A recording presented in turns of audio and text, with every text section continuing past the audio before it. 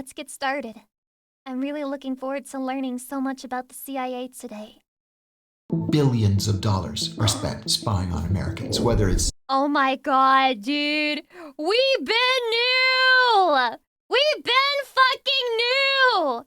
Edward Snowden! Every single application wanting your fucking government ID! They're lazy at this point, dude. They're not willing to do the extrapolations anymore. They're like, fuck it, I'm tired of doing like the extra few clicks it takes to find out who's posting what. I just need a government ID immediately tied to this YouTube account, and I need it right fucking now! Now! They're fucking lazy, dude. They won't even try to spy on us. They're just gonna tell us, please let me spy on you. You guys know that one meme where it's like, the government doesn't even ask if they can like spy on you anymore. They just look at you like this, and it's like that guy with tears in his eyes. That's the meme. That's genuinely our government towards us now.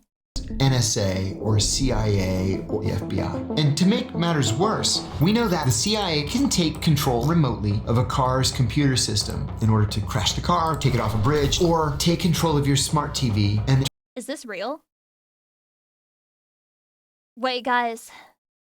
Guys, it sounds so fantastical, but this is literally the first 17 seconds, and I'm already like, wait, mind blown? No weighing? But like, genuinely no weighing. Turn a speaker into a microphone, even though the TV is off, and broadcast back to the CIA. Oh my god, every conspiracy theory is real. Dude, there's this one guy who I watch his videos sometimes, and he's basically like a tech guy. He repairs shit, and he ran like the whole, you guys probably know his name. He ran the whole like right to repair campaign and actually got some pretty cool shit done so that people can repair their own devices without being, I don't know, fucking refused service in the future by fucking Apple software. Anyway, yeah, Louis Rossman, whatever. Yeah, that guy. Very, very, very cool guy. He was talking about how he doesn't have a smart TV and he refuses to connect his TV to the internet, and he refuses to even get a computer that can connect to the internet. Not a computer, but a TV that can't connect to the internet because he doesn't want to be spied on. And he's like, they're definitely fucking microphoning us, bro. He's vindicated! He's vindicated! Can they do that with devices? Absolutely. And I'll tell you how we... Why is this the kind of thing a schizo would say? You're about to find out that being a schizo is literally just being aware. Literally the aware meme. You know, there was a CIA software engineer who was disgruntled, and he downloaded tens of thousands of documents classified above top secret. And instead of going to the Russians or the Chinese, he went to WikiLeaks. And that's your two options, man. If you want to betray America, you got two options, the Chinese route or the Russian route. They became the Vault 7 documents. So our whole lives very are out expansive there, visual novel for someone to use against us. And every country has these capabilities. Listen, I spent 15 years in the CIA. I love this country. But one of the most important things in my life is the issue of ethics. Listen, here's the thing about this guy. If everything that he says is true, then this is all shit that he's been approved to say. Which is why I blew the whistle on the CIA's torture program. Because my superiors kept repeating that torture worked. But besides being illegal, immoral, unethical, it just wasn't true. And I would let them say... Guys, they say that torture doesn't work because the person will start saying whatever they think that you want them to say so that you'll stop torturing them. But I think those people just haven't tortured hard enough, clearly. Send me to prison again because it was... Who is this again? John Kiriakou! Or Co. I'm not sure how you pronounce his last name, but his name is John. He is literally John CIA. Just call him John CIA, dude. He is John CIA. The right thing to do. I mean, we know that they were experimenting on American citizens and spreading diseases in American cities. This is the stuff of movies. It is. Oh my god, and because you've been in this world that the average person really has no idea about, I have to ask you, who do you think is the real adversary of the West? What are you most concerned about in the world at the moment? And what about everything that's going on with Trump in Venezuela and Greenland? And then Chatty, this is gonna be the best thing ever. This is gonna be the best video and react ever. I'm privating the VOD. No, I'm not! I stand by everything I say today. Do you think Jeffrey Epstein was a spy? Yes. Who do you think he was working for? The Israelis. Oh. Why? Oh, what did he say? Fuck, I missed that one. Shit. Listen, my team gave me a script that they asked me to read, but I'm just going to ask you in the nicest way I possibly can. He's faking authenticity. Thank you first and foremost for choosing to subscribe to this channel. It is, it's been one of the most incredible, crazy years of my life. I never could have imagined. I had so many dreams in my life, but this was not one of them. And the very fact that these conversations have resonated with you and you've given me so much feedback is something I... Listen, only I can be grateful for all of the good things that have happened to me. Shut up. I'll always be appreciative of. And I almost carry away a sort of burden of responsibility to pay you back. And the favour I would like to ask from you today is to subscribe to the channel. If Yeah, you subscribe would to be the so channel obliged, for it's more completely free to do CIA that. Roughly agent about recruitment 47% of you that listen to this channel frequently currently don't subscribe to this channel. So if you're one of those people, please come and join us, hit the subscribe button. It's the single free thing you can do to make this channel better. And every subscriber sort of pays into this show. I feel like subscribers on YouTube these days are pretty much just vanity because most people don't get new videos from people they're subscribed to on their feed regardless. And also, I don't know, I feel like because of that, it's kind of pointless to have them. It's just like a number to like flex and be like, "Go look, I got this many subscriber. I got this many subscriber." And allows us to do things bigger and better and to push ourselves even more. And I will not. I let you lowered down the if you volume hit a the little bit. Let me subscribe know if button, that's I good. promise you. And if I do, please do unsubscribe, but I promise I won't. Thank you.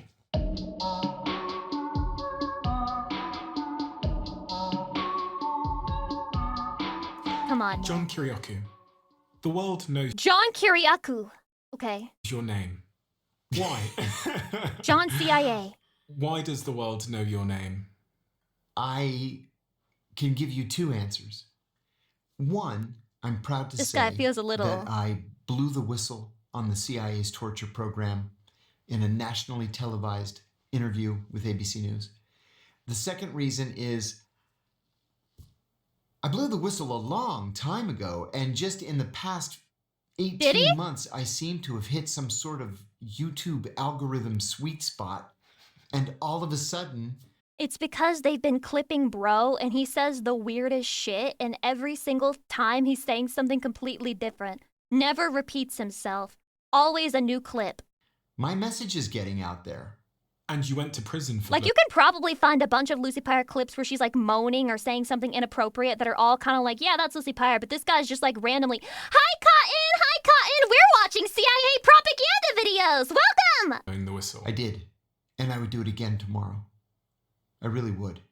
You know, I was giving an interview to the BBC the day after I got out of prison. They were the first outlet Oh my God, he was in to prison. ask for an interview. And so I gladly gave it to them.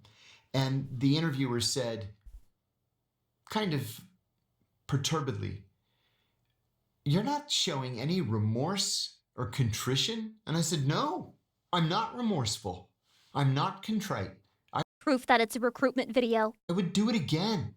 I would let them send me to prison again because it was the right thing to do." Oh wait, he's talking about whistleblowing the CIA. I'm sorry, John CIA. I did not understand your game. I'm so sorry. And you were a spy in the CIA. Yeah, I was quite an accomplished spy in the CIA. I spent 15 years in the CIA. The first half of my career was in analysis, and I got bored, frankly. And so I made an unusual, at the time, change to There's only one other person who I know finishes sentences with the word, frankly. counterterrorism operations. And then I was the chief of CIA counterterrorism operations in Pakistan after the 9/11 attacks. And if I'd never heard about the CIA before, and I had never heard about your role in the CIA before, and I was a 16-year-old, Right. how would you explain to me what you did there, what your role was, and what the CIA is? Sure.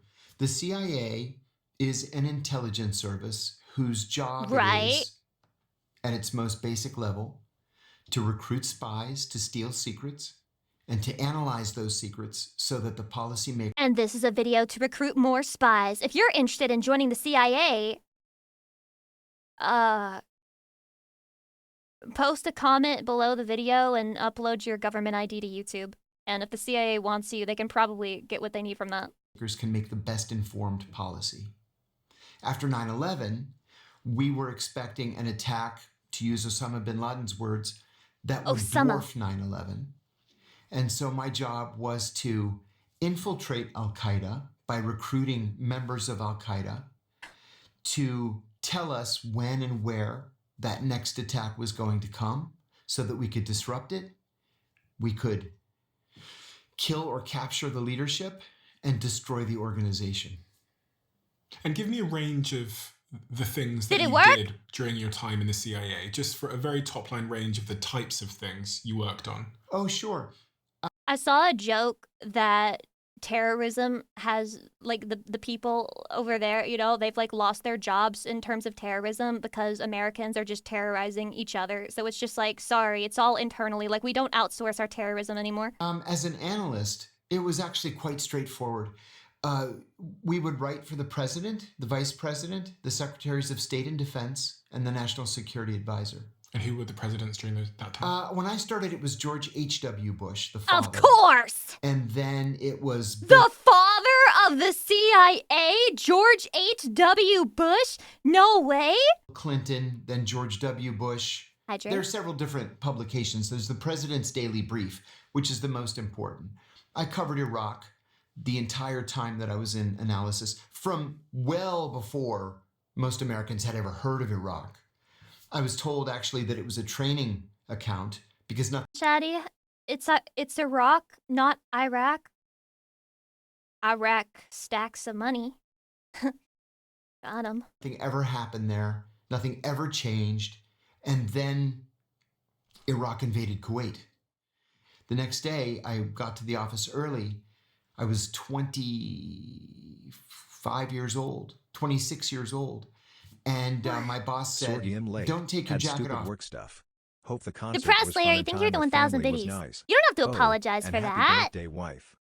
Concert was very nice, but I just realized that I haven't talked about it too much because I got distracted by... Listen. We could talk some more after the video, okay? We could talk some more about that. We're going to the White House. I had never been to the White House before, except as a tourist. And so we got in a car. He called himself as a CIA member. He's like, I'm a fucking tourist in the White House, bro. Went to the White House. We're ushered into the Oval Office. It's the president, the vice president, the national security advisor, the director of the CIA, my boss, and me. Happy birthday, and Lucy. Then we all sit Lucy down. behind. The president tells us sit down. We sit down, and the president says, well, now what do we do? And everybody turns and... That's what you want to hear. That's what you want to hear from the leader of the country. Well, now what do we do? Mikey, thank you for the 47 months. I appreciate it. Looks at me. And it took me a second. And I said, yes. I said, Mr. President, as you know, Iraqi troops crossed the border at 2 o'clock this morning. The royal family has run away to Saudi Arabia. They've named a new occupation governor, et cetera, et cetera. Do we know who that is? I said, yes, always sir. happening over there. I gave him the name. And I said, actually, he's the co-founder of the Popular Front for the Liberation of Palestine. The vice president That's a shouts, long title. Jesus Christ. And then the president says, gentlemen, thank you. Jesus Christ! We'll take it from here. And I remember saying to myself, my friends would never believe in 1,000 years what I was doing right now. They wouldn't even believe me if I told them. He's hearing about people dying and terrible things happening, and he's like, they don't know I'm a CIA agent. He's literally the meme, the guy in the corner at the party. They don't know I'm a CIA agent. They don't fucking know I work for the CIA. They don't even know that, like, I'm a CIA puppet. That's what an analyst does. When I switched to operations, again, the job was very straightforward. It was to recruit spies to steal secrets. But then if you're involved in counterterrorism operations, there are a lot of extras that you have to be trained in. So you go through the normal spy training. This is how you ingratiate yourself. It's something called... Does counterterrorism mean, like, prevent terrorism, or does it mean, like, to prevent terrorism by doing terrorism? Because counterterrorism kind of sounds like, I counter you with my own terrorism! Called the asset acquisition cycle. Spot, assess, develop, recruit. I meet you at a cocktail party. You seem like a nice guy. I introduce myself. I ask, so what do you do for a living? This guy's such a Well, LARPer. if you tell me you manage a shoe store, I'm going to say, well, it was very nice meeting you. And I'm going to go on to the next guy. But if you tell me you work at the port, you work in the Ministry of Defense, you work in the Chinese embassy, I'm going to invite you to lunch. I've spotted you, I've assessed you, and my assessment is I'd like to get to know you. Then I begin to develop you. I'll give you an example. Develop you? I was in Pakistan. I got a tip that Al-Qaeda, a group of mid-level Al-Qaeda fighters was meeting every Mid-level? How do you classify that? How do you classify low-tier, mid-tier, high-tier, S-tier Al-Qaeda fighters? That's a word you never thought Lucy Pyre would say, Al-Qaeda! Coffee shop at 10 o'clock in the morning. My Arabic was absolutely flawless at the time. He's fucking glazing his own shit here. My Arabic was flawless at the time. And so I had a bushy beard that I grew for operational reasons. Can I hear some What? of your Arabic? Yeah. Tasharaf b'mariftak. It's nice to meet you. Or, He's one of those fake polyglots. He's like, I've remembered 100 greeting phrases in a bunch of different languages, and now I can convince everyone that I'm fluent in those languages. Bismillah ar-Rahman ar-Rahim, Alhamdulillah, Malik Yumadin, Rahman ar-Rahim. So, Any Arabic native speakers here who can confirm whether or not he should be glazing his shit or not? I bought an Arabic newspaper, and I went to the coffee shop, and I just sat there. And sure enough, at 10 o'clock, the four of them came in. What are the chances that they recruit via Duolingo? Oh my god. You are the top Arabic Duolingo user. Boy, do I have a job for you. One of them looked at me, and I looked at him, and that was it. We made eye contact. I did that for a week. The second week, I was there drinking my coffee, sitting with my Arabic newspaper, and the one who had looked at me the week before, he nodded. So I nodded back. That was it. No communication otherwise. The third week, I'm a regular now. He recognizes me. Dude, that's so fucking boring. Like, he's summarizing it really quickly. Imagine your job is to just go sit in a fucking coffee shop and read a damn newspaper and nod at people and hope that that means something. So he says to me, Salaam alaikum. I said, Walaikum assalam. May peace be upon you. And I say, and upon you peace. One day, he came in alone. Peace upon you. And I- Dude, there were jokes about that back in the day where it was like, peace upon you. And it's like, what? You piss on me? He said, Tafaddal, please have a seat. Sit with me. No sense in you sitting alone and me sitting alone. So he sat down. We started talking. And I asked him how long he had been in Pakistan. He said, I've been here for 5 years. I was in Afghanistan. I was making jihad against the Americans. And I said, that must have been hell on earth. He said that the bombing of Tora Bora was hideous. That was the word that he used. It was hideous. Tora Bora sounds so close to the anime name Toradora. Yeah. Hideous. And I said, and what about your family? How's your family? He said, my wife and son and daughter are in Cairo. I've never I met like my that son. word, He was Cairo. born just after I Rolls left off to the make tongue. jihad. I said, I'm so sorry. And he said, yes, I'm lonely and I want to go home. And we continued this Bro just thinks he's having a casual conversation and he's like, I'm telling America. relationship. And finally I said to him, let me take you to dinner. Let's get out of the coffee shop. The truth Wait, was where's I didn't this want one of his going? friends to walk in and see us. So we went to a restaurant for dinner. And I said, listen, there's something that I haven't been truthful with you about. I'm not Lebanese. And I said, actually, I'm American. And he killed me! Are you okay with that? And he says, I think so. He's like, so what? Are you okay with that? Or are you a fucking racist who hates Americans? I said, well, actually, I'm a CIA officer. And then he killed me! And he says, okay. Okay. So he didn't run screaming. I'm sorry. I would be fucking sweating. I would genuinely, my heart would be in my pussy. I would be losing my mind. I would be like, the bullet's coming. From the room or pull a gun or anything. And he said, why do you want me? Why do you want to talk to me? I said, actually, you have access to something that I want. It was very specific. Which is? And I told him what it was. And Well, he are you going to says, tell me? and what will you do for me? And I said, anything your heart desires. You gonna suck his dick? Have you guys seen the discourse about the phrase, I would kill for whatever, etc., etc.? Like, for example, if you say, I would kill for Lucy Pyre, that's cool and all, right? But have you seen the discourse where people are like, killing is like little, that's like little league, that's like low tier, low time, piss baby time. Would you suck every ape's dick? Would you suck every ape's birthday, dick for wife. her? Would you suck every ape's dick for Lucy Pyre? Well, we're about to find out if John CIA would suck this guy's dick for America. And he said, I Again, wanna Boo, go thank you for the home. 22 months. I appreciate it. I said, I can do that. You wanted information, presumably. I wanted information. very specific information. Which you can't share. No, I'll go right back to prison. So, we got him a passport. I bought him a first-class ticket, and I took him to the airport, gave him some cash to get himself started again.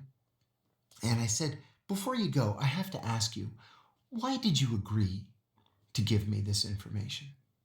I mean, presumably I'm the enemy. And he said, I've been here 5 years, and you're the first person who ever asked me about my family. That's so fucking sad, bro. That's the perfect grooming victim. Hydrate.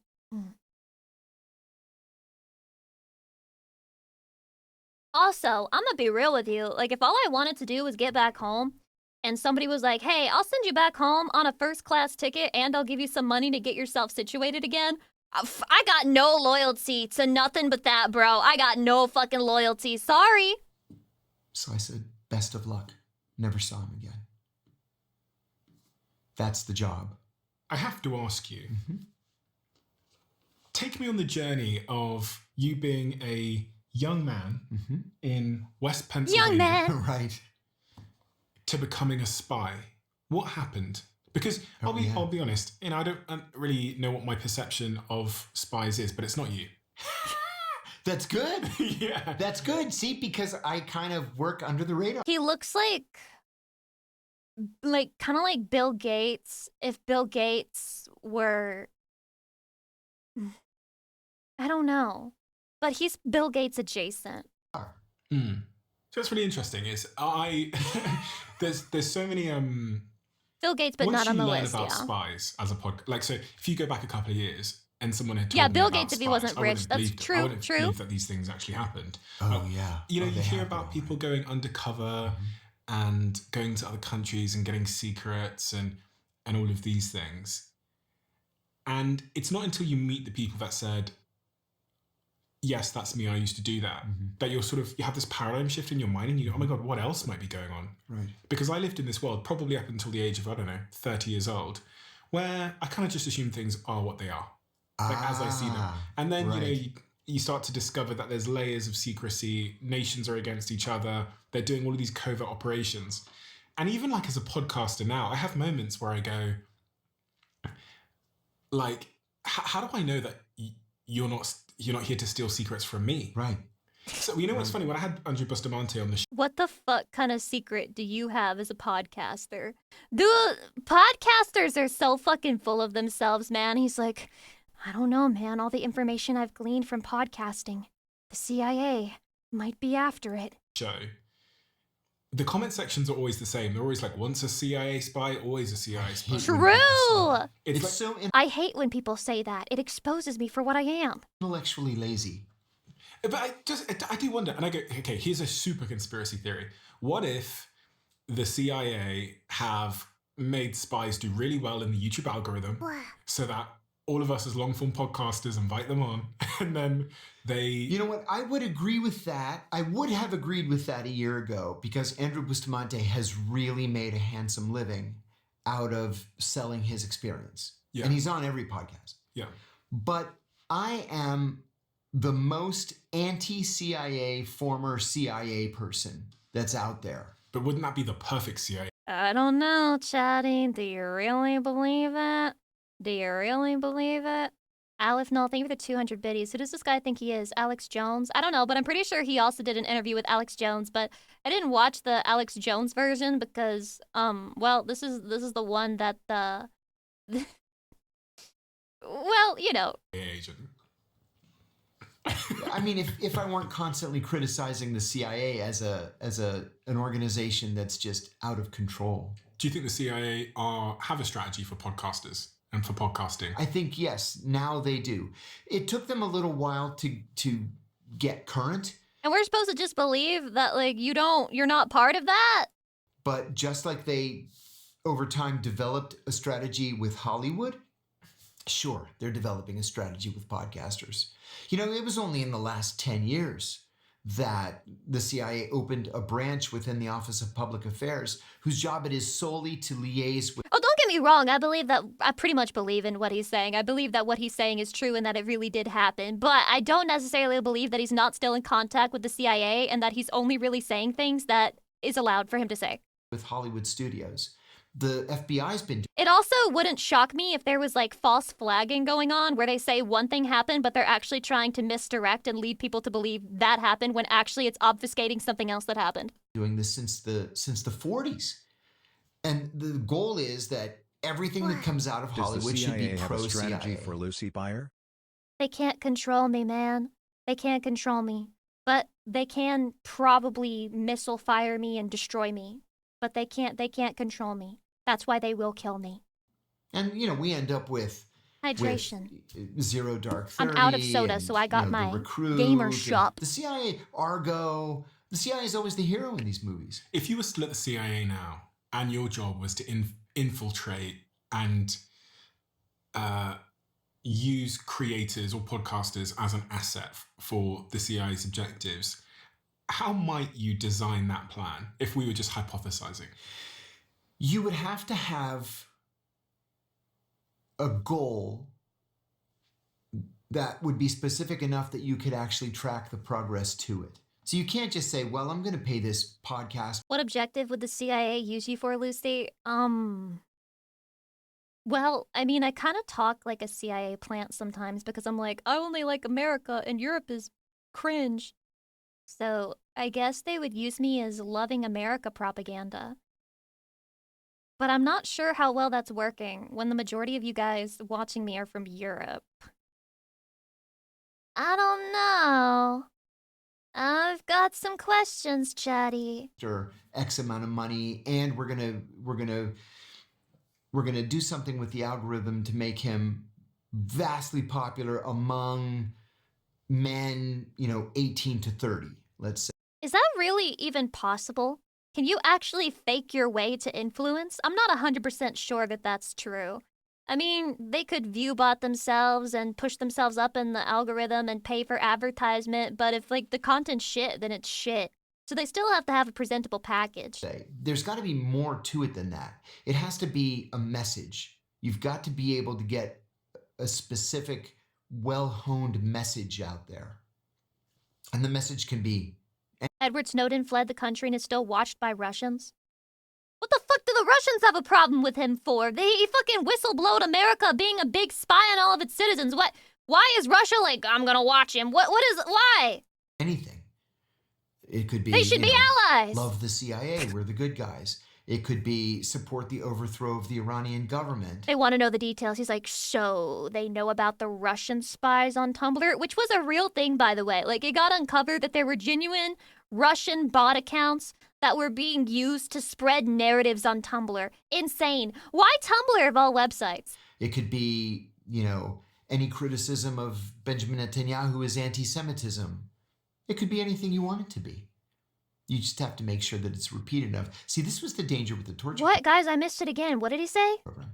This is one of the very important reasons that I went public when I did, because my colleagues, my superiors at the CIA kept repeating this lie over and over and over again that torture worked, and that torture got us information that saved American lives, and that was just simply not true. Here's my hot take, okay? Controversial, cancel Lucy Pyre over this. I think even if torture did work, it would be unethical to do it anyway. New Zone, thank you for the sub, welcome. It was a lie. Besides being illegal, immoral, unethical, it just wasn't true. And so I decided, before we go down this road anymore, I'm going to go public. So can you take me back then? We got a little bit sidetracked there, but Sure. John, how did you come to be a CIA spy? When I was 9 years old, I told my parents that I wanted to be a spy when I grew up. It came time to... Oh my god. It's like applying for Hololive. You're like, I've always wanted to be an idol. I've always wanted to be a CIA spy. Ever since I was 9 years old and watching war documentaries on my parents' television. Apply for college. And I only applied at one university, George Washington University in Washington, because...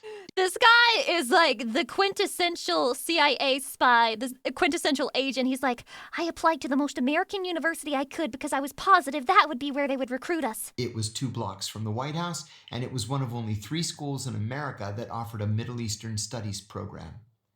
I was one of only 4 people in that brand new Middle Eastern Studies program. I stayed for a master's degree in legislative affairs with a focus on foreign policy analysis. I was taking a class in that program called The Psychology of Leadership. It was taught by an eminent psychiatrist named Dr. Gerald Post. And Gerald Post. he gave us an assignment one day where we had to shadow our bosses. We had to just follow our bosses for a week. Your bosses? Yeah, I worked at a labor union. Like stalk them? Called the United Food and Commercial Workers Union. And so we were just supposed to follow Thank our you, boss Nizam. around for a week and then write a psychological profile.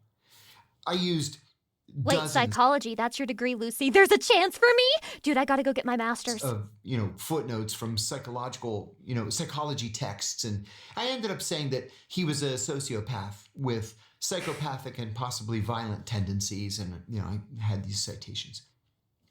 I passed the paper. You fucking armchair diagnosed that, bro. Dr. Post gives it back to me a week later, gave me an A, and then he wrote, "Please see me after class." Please see me after class. George H.W. Bush would like to speak with you.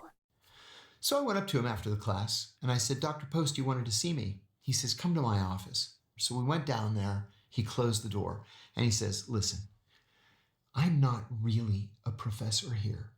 I'm a CIA officer undercover as a..." And I laugh in his face, and I leave the office, and I run away, and I change my name, and I birthday, go Lucy, live less than undercover in 3. the UK. Narian, too, thank you for the 11 months. I appreciate it. professor here, and I'm looking for people who would fit into the CIA's culture. I think you would fit into the CIA's culture. You Would should have you said, like what to the be a fuck do you spy?" mean by that? And I said, Do I look like a narc to you? "Yes, I would." He never hesitated. He picked up the phone and called a number, and he said, "Bob." It literally does sound like a fucking fanfic, bro. It genuinely does. It sounds like the type of shit that, like, a 12-year-old would write in their fanfiction where they're like, and then I did really good at this assignment, and the professor was so impressed he got me in contact with the CIA. That's how smart I was. "This is Jerry. I've got a good one for you. Do you have some time?" And he said, "Sure." He writes an address on Can't a believe he's outing his recruiter like this. Well, presumably that wouldn't be his recruiter's real name, right? scrap of paper, and he says, "Be at this address in 20 minutes. It was only one And then everyone subway stop clapped. away. So I jumped on the metro. I went to Roslyn, Virginia, just across the river. I had to buzz to be let in, and a woman opens the door. She says, "Are you here for Bob?" And I said, "Yes." She says, "Come on in." I'm sitting there for a moment, and then this 6'6", 350-pound giant barrels out of his office, and he says, "John, Bob, how the hell are you? I want you to be at the George Washington University Medical School Saturday morning at 8 o'clock. We've got some tests for you." I said, "Okay." And then we shook hands, and I left. So Saturday morning, I went to the GW Medical School auditorium. There were 200 people there, and they handed us a test. So you weren't special? My wife picked me up. She said, "How did you do?" I said, "I have no idea." Does your wife at this point know that you're applying for the CIA? Yes, and that was going to be pretty much the extent of what she ended up knowing. Because once I got in, But you were That allowed was to it. tell her. I was not allowed to tell her. No.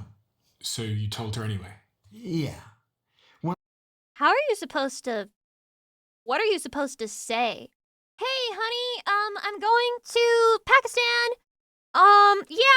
No, I'm fully aware of the, war situation there right now. It's a business trip. Yeah, no, I'm not. No, honey, why would you think I'm in the CIA? That's crazy.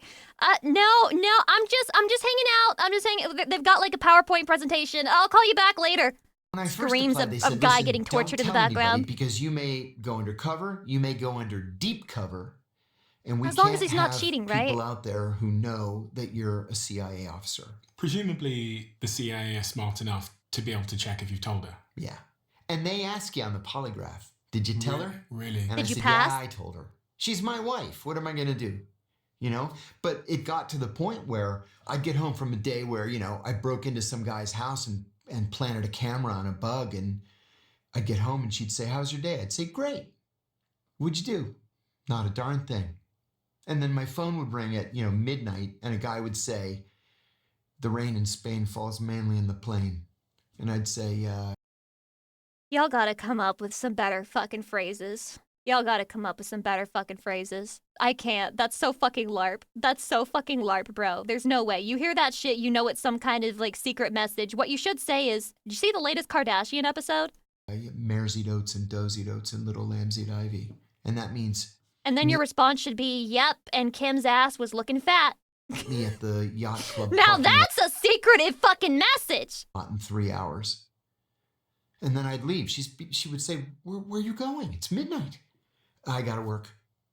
So I'd leave, I'd do my meeting, I'd come home, 6 o'clock in the morning, just in time to shower and shave and get dressed to go to work. And she would say, "What was her name?"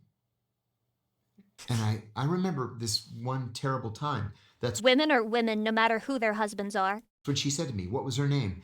The truth is, I had been sitting in a garbage dumpster, waiting for a guy to drive by down the alley and throw a bag of documents in.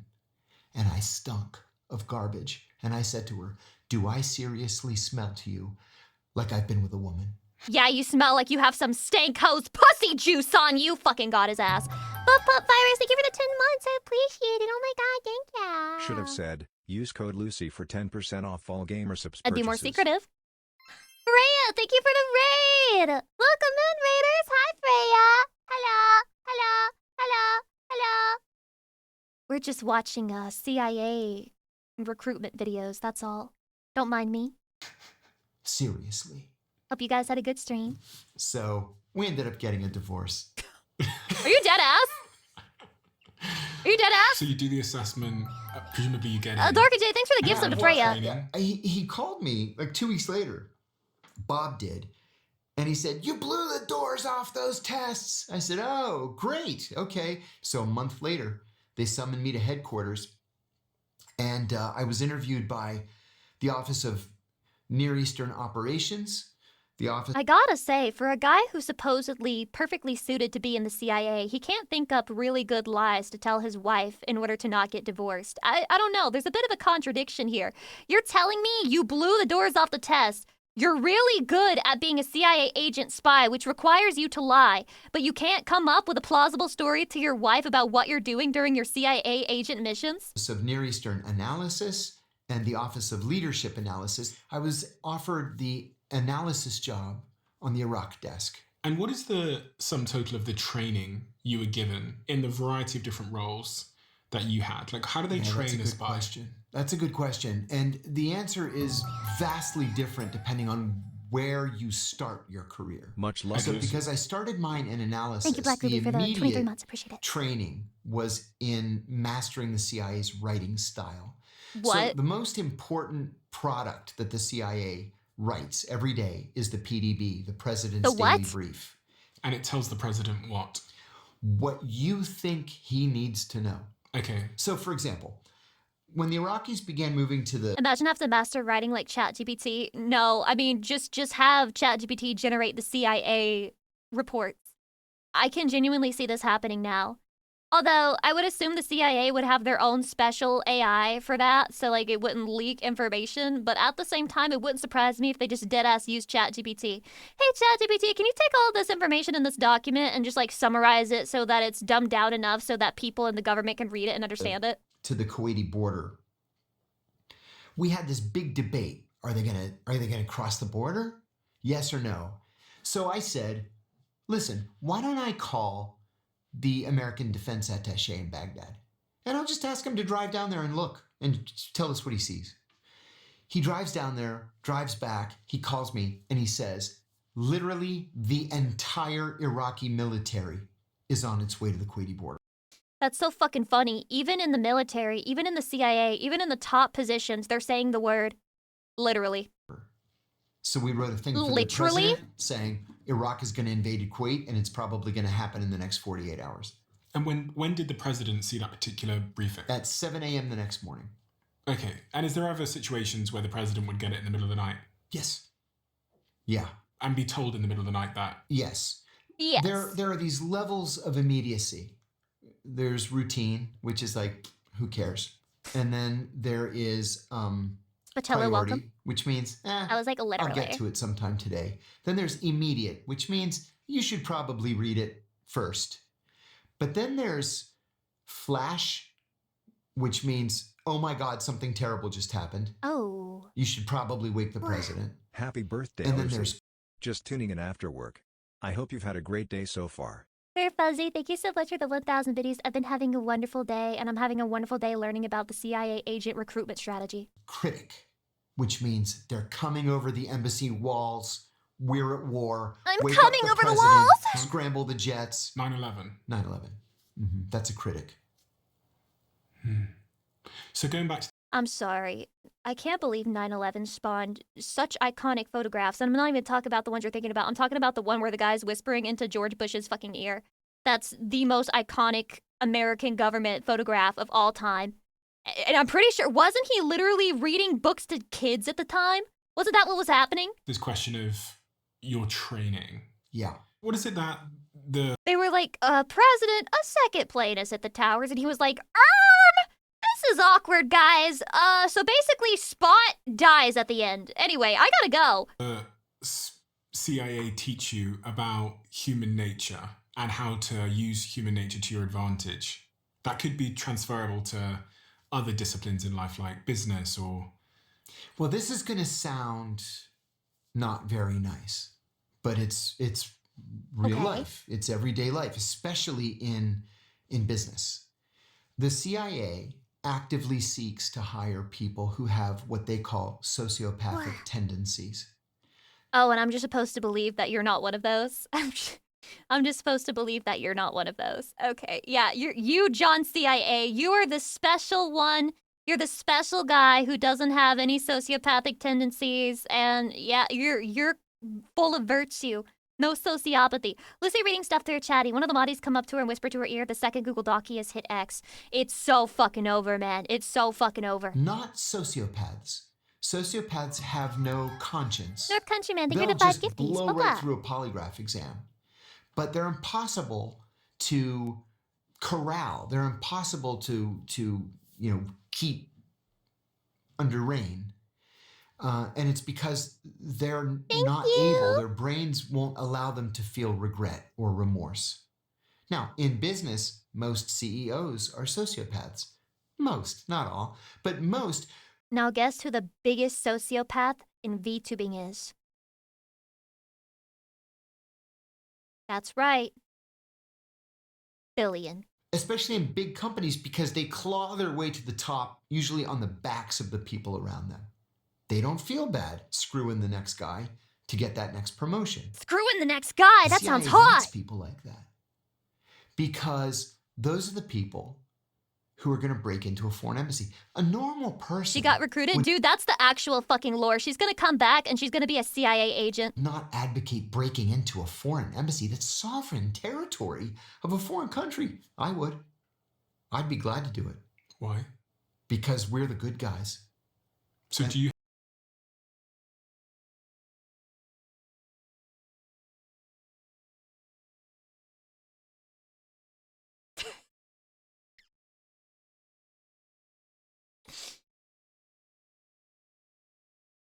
Let me hydrate.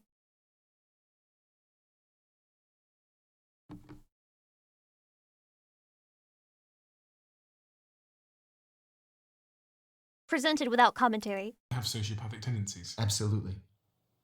And what are your sociopathic Well, at least he tendencies? admits it.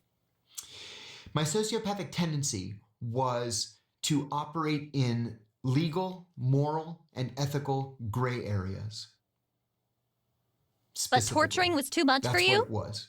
I'm really curious about what we can learn about human nature from someone whose job was to meet strangers and to get them to basically sometimes to turn against their own country. Mm-hmm.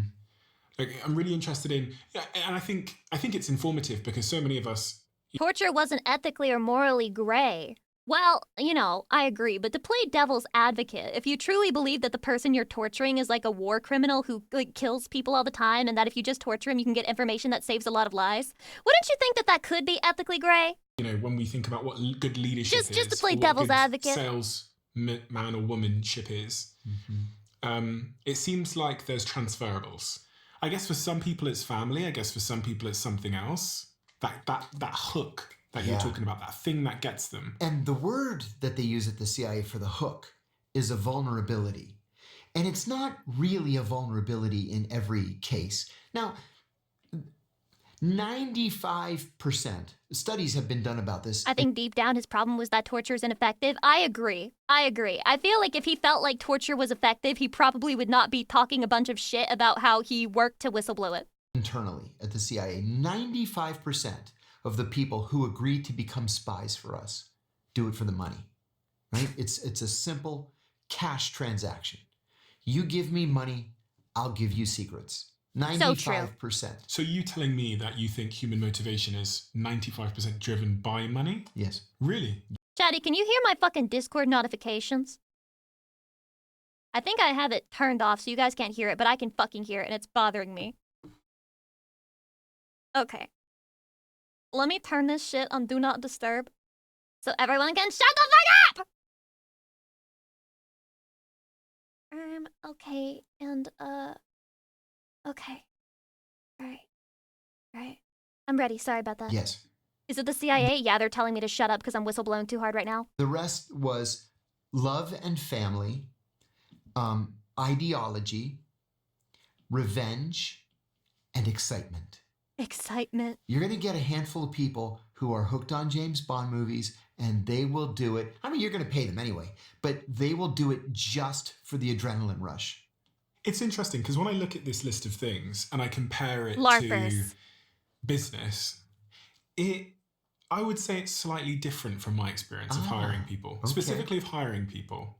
I tend to think that, you know, one would ask themselves, like, why would someone leave a company right now, like, I don't know, OpenAI, and go work at a startup? They're going to get paid way more at OpenAI. You've got this equity and these grants, but people are en masse doing that. And even when I think about the early days of Google, people left the big conglomerates that would pay them more, and they went and worked for Larry and Sergey, getting paid way less, Right. but to be involved in something small. Is it hard for sociopaths to understand that not everybody wants to work for something they don't believe in? Is this like beyond comprehension? Must we always go after the biggest bag possible? Scrappy, exciting. And so this is what I think about when I sit, you know, probably I've hired thousands of people in my life now across my businesses. You wouldn't do it just for money? No, Chatty. No, I would not do something just for money. Money is a factor, but it doesn't tend to be the biggest. Although I will be honest, I am very privileged to be able to say that because after all, you guys are the ones supporting me and you're helping make it so where I don't have to just be like, oh yeah, if anyone's offering money, then I'll take it because I don't have any other options. If you don't have any other options, I'm more understanding. Zynar, hi, welcome. But he's talking about getting paid less, not getting paid either that or nothing. Factor. It tends to be, in my experience, there's a particular hero's journey in their mind. Would you do it for money and a hug? Well, then I'd make an exception. Through. They want to complete. You know, there's a particular way that they see themselves and they want to fulfill that. Oh, I could get that. I work with a... Interesting how he didn't mention sex as a motivation. Yeah, well, the gay sex orgy that the CIA does is very undercover. With a very, very tiny startup right now called Ivy Cyber. And it focuses on privacy software, you know, things like, you know... Oh my God. John CIA, is this an ad? Is this a fucking ad? Scrambling your data so it can't be intercepted, that sort of thing.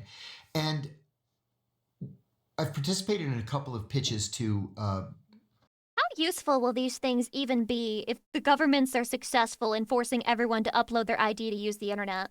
To angel investors. And they all say exactly the same thing that you did. And this is why I was confused when I heard that money was 95%, because I just think, especially in the work that, especially in the work that you do, I would assume... But look at it this way. I think this would explain the discrepancy. You're comparing people who are making a life versus people who are betraying their country. True. And what's interesting as well is in those examples that you've given, money is actually a proxy to be able to take care of my family. This is gonna sound very unpatriotic of me, okay? I'm not saying this about America per se. Okay? I'm not ascribing this to any individual country. But I do think betraying your country has got to be like the weakest fucking crime you could possibly do. It doesn't fucking matter, man. It doesn't fucking matter. Not every country is like nice to its citizens, you know? Like saying you weren't loyal to your country doesn't mean anything. And to be able to, fulfill my ideology and maybe to get excitement and revenge. Do you know what I'm saying? So you were on a list now, Lucy. Yeah, for CIA agents. I didn't say that about America. If you're a traitor to America, you're a traitor to the world. Everyone must be purged. So he could fly home. Yeah, he could have, the money could have got him home if you just given him. But the reason why he wanted to go home was because his family. That was it. What's the extent of the things that the CIA can get as a incentive for someone to gay sex, turn against their nation to give secrets?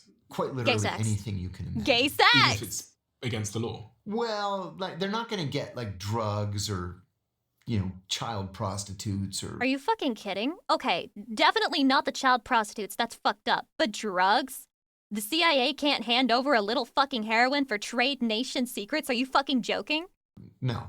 I don't believe that. Not stuff like that. What if someone said, I want you to get me a green card? Oh, yeah, sure. What if they said... If the information's good enough, not a problem. What if they said, I want you to... I've got this tax bill. I want you to make the tax bill go away. Okay. Give me the plans to that Russian tank. We'll make it happen. What if it was... Bird God, thank you for the happy birthday wish. Welcome. Why would he bring up Russia when talking about a random tax bill? Question mark? Is there something below the surface here? Would they speak to the IRS here and just get rid of it? Oh, if it was an American citizen, you mean? Russia's intercepting my tax dollars as we speak. But why? No. We normally don't recruit American citizens. By law, the CIA can't operate domestically, although they have offices all over the country. Those offices are generally to debrief business leaders, C-suite officers who weren't you American? To denied areas. For example, if you take a trip to North Korea, let's say, I'm going to call you. That's a one-way ticket. You don't know me, but I'm from the CIA, and I understand you just went to North Korea, and I was wondering if I could come over to your office for an hour and just ask you about your trip. 99.99% are going to say yes, because they're patriots. So I go to your office, I give you my business card, and we just chat about, your impressions of the place and that kind of thing. Just to close off on this point, are there any skills that the CIA taught you or trained you in that you think are transferable? He's changing the subject. That we haven't talked about? He's been given the signal. He kicked him under the table. He's like, we can't talk about North Korea anymore. They trained us also in lying and lie detection. That was actually quite important.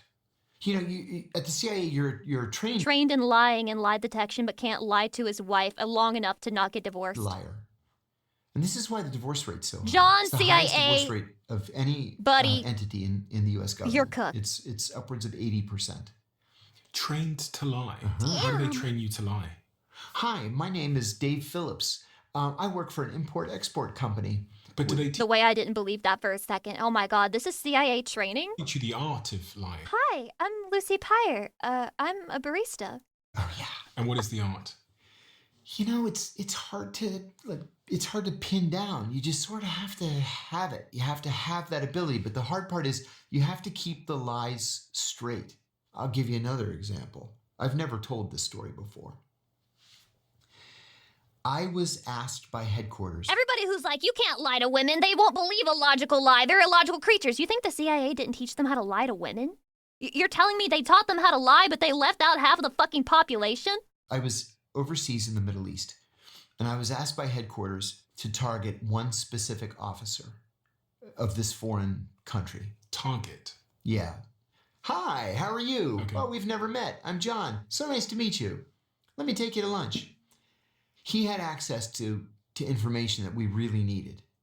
Okay. So they told me to. Is this the gay guy story? Accidentally bump into him. So I surveilled him for a week, and he was single. And This is the on gay guy Saturday story, morning, isn't he it? went to I saw this a clip. coffee shop. So I go into the coffee Neon Zero, thank you for the 13 months. I am now vindicated. This is the Happy gay sex birthday, story. BWA, And I'm looking at him, and he's BWA, looking at me. Blankies. Oh shit. Happy birthday, Lucy, my queen. Happy birthday, my lovely Stacy queen. Happy birthday, my queen. D Superior Nuz, thank you so much for the 100 biddies. I appreciate it. And I said, I know you. Ministry of Foreign Affairs? He said, yes. Do I know you? I said, I am John from the American Embassy. Oh, nice. Is this nice not to the gay see you. story? I said, hey, good to see you too. You live in the area? Yes, I do. I said, oh, so do I. I didn't. I lived like across town. Oh, fancy meeting Me when you I here lie. at this coffee shop. I come here all the time. Do you? Yeah, he says, I come here all the time. Why don't you have a seat, he says. So I sit down. At the end of the conversation, I go back to the embassy and I read a cable and I said, he's gay. Incredible pause. Incredible pause. He's gay. Yeah, he's fruity. He's gay. Yeah. CIA. He's gay. I got this guy. I got it. I'm 100% sure he's gay. So then we started this conversation. Headquarters. Ladies and gentlemen, we how got can we him. use that to our benefit? Did he have a wife? No, He was single. which was unusual at his age. How did you know he was gay? Oh, Shadi, if you're old enough as a man and you're not married, they genuinely just call you gay. Like, John CIA thinks you're fucking gay if you're not married at a certain age. Tricky! Hi, Tricky! Hi! Hey! Thank you for saying happy birthday! Also, I got your box topper, and I got your 10 card, and, I can't remember. I think I got your 8 or 9, and I got almost your whole set! Tricky! Hi! Love you, Twicky! Hi! it was a vibe. We're watching CIA propaganda, Tricky! So, headquarters says, we want you to pretend that you're gay. I said, oh, come on, you guys. No, we really need the Wizard Corp, welcome. First time being here. Happy birthday. You came just in time for me to uncover the CIA agent secrets. information. You got to pretend that you're gay. I said, okay, I'll do it. Okay, I'll do it for America. I'll do it for Uncle Sam. So I call him and I said, hey, I have 2 tickets to this show and I was hoping maybe you'd be free. Maybe we'll grab some sushi afterwards. He said, Sushi? Is this like code for yeah, gay I'd love to. guys? So we go to the show. He wasn't thoroughly raw? enjoyed That's what it means? And we go for sushi afterwards. And then we go out again and he says, why don't you come over to my place some night and I'll make dinner. I said, great. So I go over to his place. He made a lovely dinner.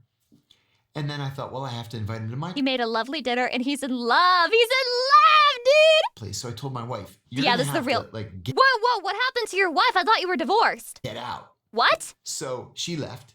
I made dinner. What? I removed all the pictures of us together. And we had just gotten married. So we had, Is this like backwards in the timeline? our wedding picture up and everything. At the dinner, he leaned in to kiss me. And I instinctively backed off. And he said, oh my God, He fucking kissed with tongue. He's lying. I'm sorry. I thought you're gay. And I said, oh no, I am gay. I'm not into hairy guys. And he's Top tier CIA lying strategy right there. The top tier. It doesn't get better than this, ladies and gentlemen. It doesn't get better than this. Have you seen the janitor one yet? I don't think so. We're like 1/3 of the way through. like, oh, okay. I said, I'm sorry. I can't believe I that think shit you're worked. great, but I'm not feeling it. You didn't kiss him? No. Why is he saying no like that would be the craziest thing he did for the CIA? Like, yeah, waiting in fucking dumpsters for people to throw shit at me and smelling like utter shit is completely fine, but kissing a guy like a peck on the lips? No! So Oh, he we kissed with remained tongue. friends. Uh-huh. And in the end, he gave me the information because we were friends. He fucked them. He gave him sloppy toppy. And then he opened up. He's like, I can't tell anybody I'm gay. They suspect I am. And they passed me over for promotion. And my boss asked me, is there something in your personal life that you're not telling me? He knows I'm gay. I said, listen, your culture's backwards. They all said they were in bed, by the way, naked. They had the blanket over them, and then he was like smoking a cigarette, and he's like, listen, your culture is backwards. There's nothing wrong with you being gay, man. Don't tell them you're gay. Just say that you've just never met the right woman. And inshallah, the right woman is coming, in your life at some point. And I actually Googled him a couple of years ago, and he did become an ambassador finally.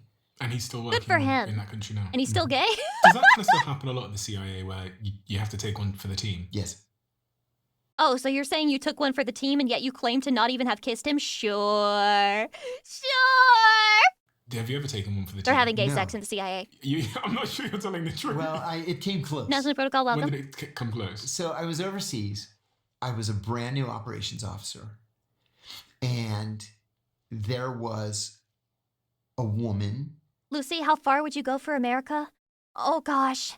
Well, if I have to have gay, lesbian, scissor sex with a hot woman, I guess I will if that's what the government's going to force on me. Not by choice. Not by choice, but if that's what America needs, that's what America gets. In this foreign intelligence service who was the ugliest woman I've ever seen in my life. What? Like, you want to avert your eyes. Like, she came off the side of Jesus Notre Dame. Christ! She was a stone What the gargoyle fuck? with a What'd she giant do to deserve mole all right here that? with a giant hair coming out of it. That kind of ugly. My God! So Hydrate. I took her to lunch, and she was very nice. And then I thought I did something kind of gutsy by CIA standards, because it was early on in our relationship. I invited her to go to lunch on a Saturday. Now, What? as a rule, the people in this country were not allowed to socialize with us privately. It had to be like their whole office, or several of them together. So I asked her just to meet me privately for lunch on Saturday. Don't tell anybody. So she was someone from the Middle East. Don't tell Yes. anyone. Wink. And she agreed. Also, I And think was like, you're "Oh my so God." fucking hideous. She You're the said most yes. hideous And I woman ran I've ever back to the seen. office. I was like, she said yes to a lunch on Dude, if this is real, I hope that woman is listening to this and she's fucking seething right now. Saturday alone. And my boss says, okay, here's what I want you to do. Radic, thank I you for the want you to 21 fuck months. I her. appreciate And I said, Happy birthday, Feels Birthday Man. So sorry, I missed that. here's what I want you to do. I want you to fuck her. This shit is so... I can't. I refuse to believe it. It's for my own sanity. And I said, what? I said, have you ever seen her? And he said, I know, but we're the good guys, and you're going to have to take one for the team. And I go, oh my God, I go, okay, I'll do it. And he says, no, you're not going to fuck her. We don't do that. We only have gay sex here. Hetero sex? Get out of here, man! I said, well, I don't know. I just started this. I've never been an operations guy before. How am I supposed to Sure. know? He said, come on. He said, just develop her like a normal person. You don't have to fuck her. I said, oh my God, you almost gave me a heart attack. But they might not be mad if you did. Yeah, just pretend she's a dude. So long as I reported it and I got the recruitment out of it. It wasn't illegal to, sleep with assets. Yeah, you're not supposed to sleep with assets. It has happened to a couple people I know. And they end up being pulled back to the United States. You have to sit in the penalty box if you do that. What is the penalty box? Can you expand on that, please? I want to know what the naughty penalty box is. Do they get you stuck in a wall where your ass is sticking out and you can't see the other side, and it has writing on it that says CIA's little slut, and you're like, no, I'm sorry, I won't have sex on duty again, I swear. You're not supposed to do that. But yeah, it happens sometimes. So sextortion isn't a real thing. It can be. We don't. When I first got hired, one of the old timers told me the story Okay. of about an Ayatollah that they What were is that? trying to recruit, and they set this Ayatollah up with a prostitute, and he had sex with this prostitute in a room where they had cameras everywhere, and so they bumped him afterwards. That's a crazy prostitute gig. Imagine she puts that shit on her resume and she's like, I have performed for the CIA. They bumped into him and said, hey, we have all these pictures. And they laid out the pictures of him, butt naked with this prostitute. And he said, yeah, give me that one an 8x10. Give me 2 5x7s of that one. Holy based? Holy based? How about some wallet size for this? He's like, get out of here. And he said, after that, we just stopped doing that. It doesn't work. That's so fucking peak. That's actually, wow. We kind of got mogged. They kind of mogged America there. You recruit somebody, you really do need the relationship to be based on mutual trust. Not coercion or pressure or threatening threats. somebody, it's not going to result in a productive relationship. The Russians do it, the Israelis do it, but most intelligence services around the world don't. Russia, are you listening? He's telling you that it's inefficient to use sex, so definitely change your tactics and your strategy to be more efficient at gathering information. Note that down. Because you've been in this world, what is it that you know about the nature of the reality that we all live in that the average person really has no idea about? Idea. Do you know what I mean? Yeah. Because, you know, going back to what I said earlier, 3 years ago before I started doing all this podcast stuff and started The Russians had female agents whose sole job was to do that. Stop, my penis is getting hard. interviewing people that had been involved in I'm thinking about an angry Slavic woman with her hand on my dick, and she's like, I don't want to do this, but the KGB's making me do it. It's not like I want to touch your penis or anything. spy work and the CIA. and all Cobalt this. Azure, welcome, hi. I was kind of like naive to the way that the world Sure. worked. I thought if I have a password on my device is secure. And I thought that, you know, Even I, as a dumbass, don't think that. Right? all these kind of just simple things. But what is it that you know about the nature of reality that most people don't? Well, I guess it's a couple of things. You know, John Kennedy called the CIA Kennedy? the best and the brightest. And we're not. We're just average people. And we're not as smart as we think we are. We're not as worldly as we think we are. This is the first thing he said that's made me think that he's actually not lying. We've pretty much missed every major global Hi, Dre. development since 1947. From the, the rise of the Berlin Wall to the fall of the Berlin Wall to the fall of the Soviet Union to the Suez Crisis and the Iran hostage crisis and 9/11 and everything else. We missed it. Yeah. We're really good at day-to-day, I don't know, man. Are you telling me that the CIA is on the level of the TSA in terms of usefulness? Is it basically just a jobs program for very select individuals who are sociopaths? Yeah, let's just give sociopaths free money. They sure struggle to get jobs on their own. Silver Canadian, welcome. updates for the president. We're really good at recruiting minor hangers-on around terrorist groups, but the big picture items, we're just not good at it, number one. Number two, Actually, I have to compliment the TSA now, okay? I still think that they are basically a jobs program. However, I dropped my little bracelet before I went through TSA, and then I asked the nice TSA man, I was like, can you please go look and see if I dropped my bracelet on the other side? And he found it and he gave it to me. So they were actually useful for me for once, but it was definitely not related to security. until 9/11, it was Thank you, against CIA the man. law, I mean, like in TSA man. stone He could spy have been on a CIA Americans. man. We don't know. We don't know. And That's his now, side job.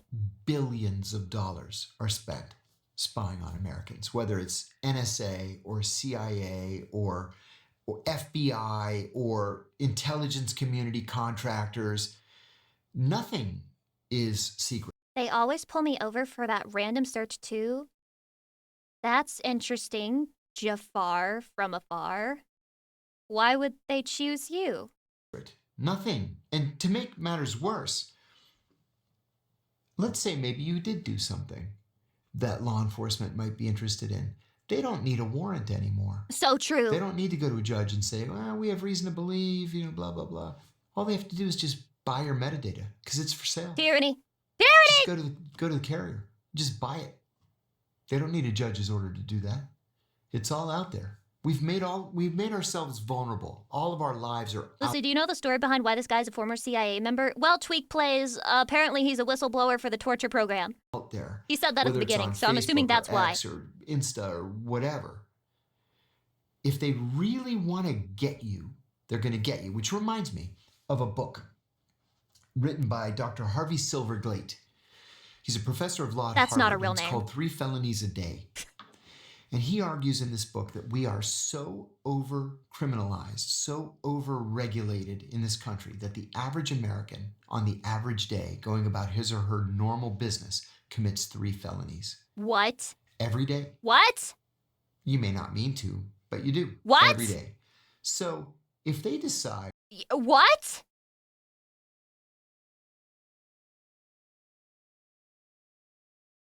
I don't leave my house, so impossible. Exactly. Is this counting like shut-ins? Well, I do have a lot of things on my computer that may or may not have been acquired. Just kidding. Just kidding. I would never commit a piracy.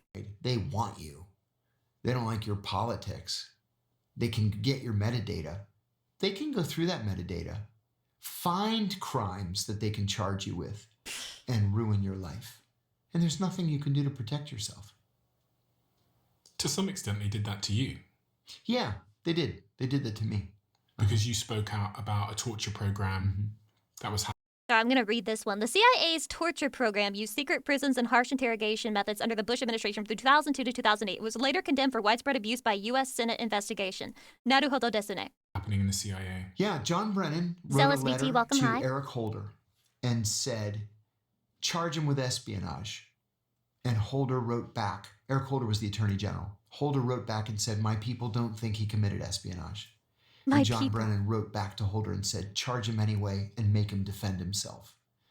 So they arrested me, charged me with 5 felonies, including 3 counts of espionage. Espionage can be a death penalty case. Now I have an answer to my fucking Twitter post. So basically, the whole ID thing is just to make this a lot easier. Charged me with espionage. They waited until I went bankrupt 10 months later with $2 Lander, thank you for the 10 million months. in legal fees. And then they dropped the Happy birthday. I pulled your 10th card yesterday. Yay! I love it. Can't fucking relate. I can't get my 10 for shit. espionage charges. But glad you did. And they said, we Good can for you. add the espionage charges, or you can take a plea to this lesser charge. Dante, thank you for the 2 months. Blah, blah. What are you going to do? Roll the dice, knowing that the government wins 98.2% of its cases, according to ProPublica? Or do you just take the deal and make it go away? That must just be a coincidence, right? And that's what I did. And you got roughly 2 years in jail. Yeah, I ended up doing 23 months. And for anyone that doesn't know, That's this actually was pretty because light. At some point in your career, you spoke out about torture programs that were happening in Guantanamo Bay and elsewhere. Yeah, and at secret prisons that the CIA had set up around the world. Right. Did you go one of those? And going back up to the top of my question here, I'm really trying to speak to Jane.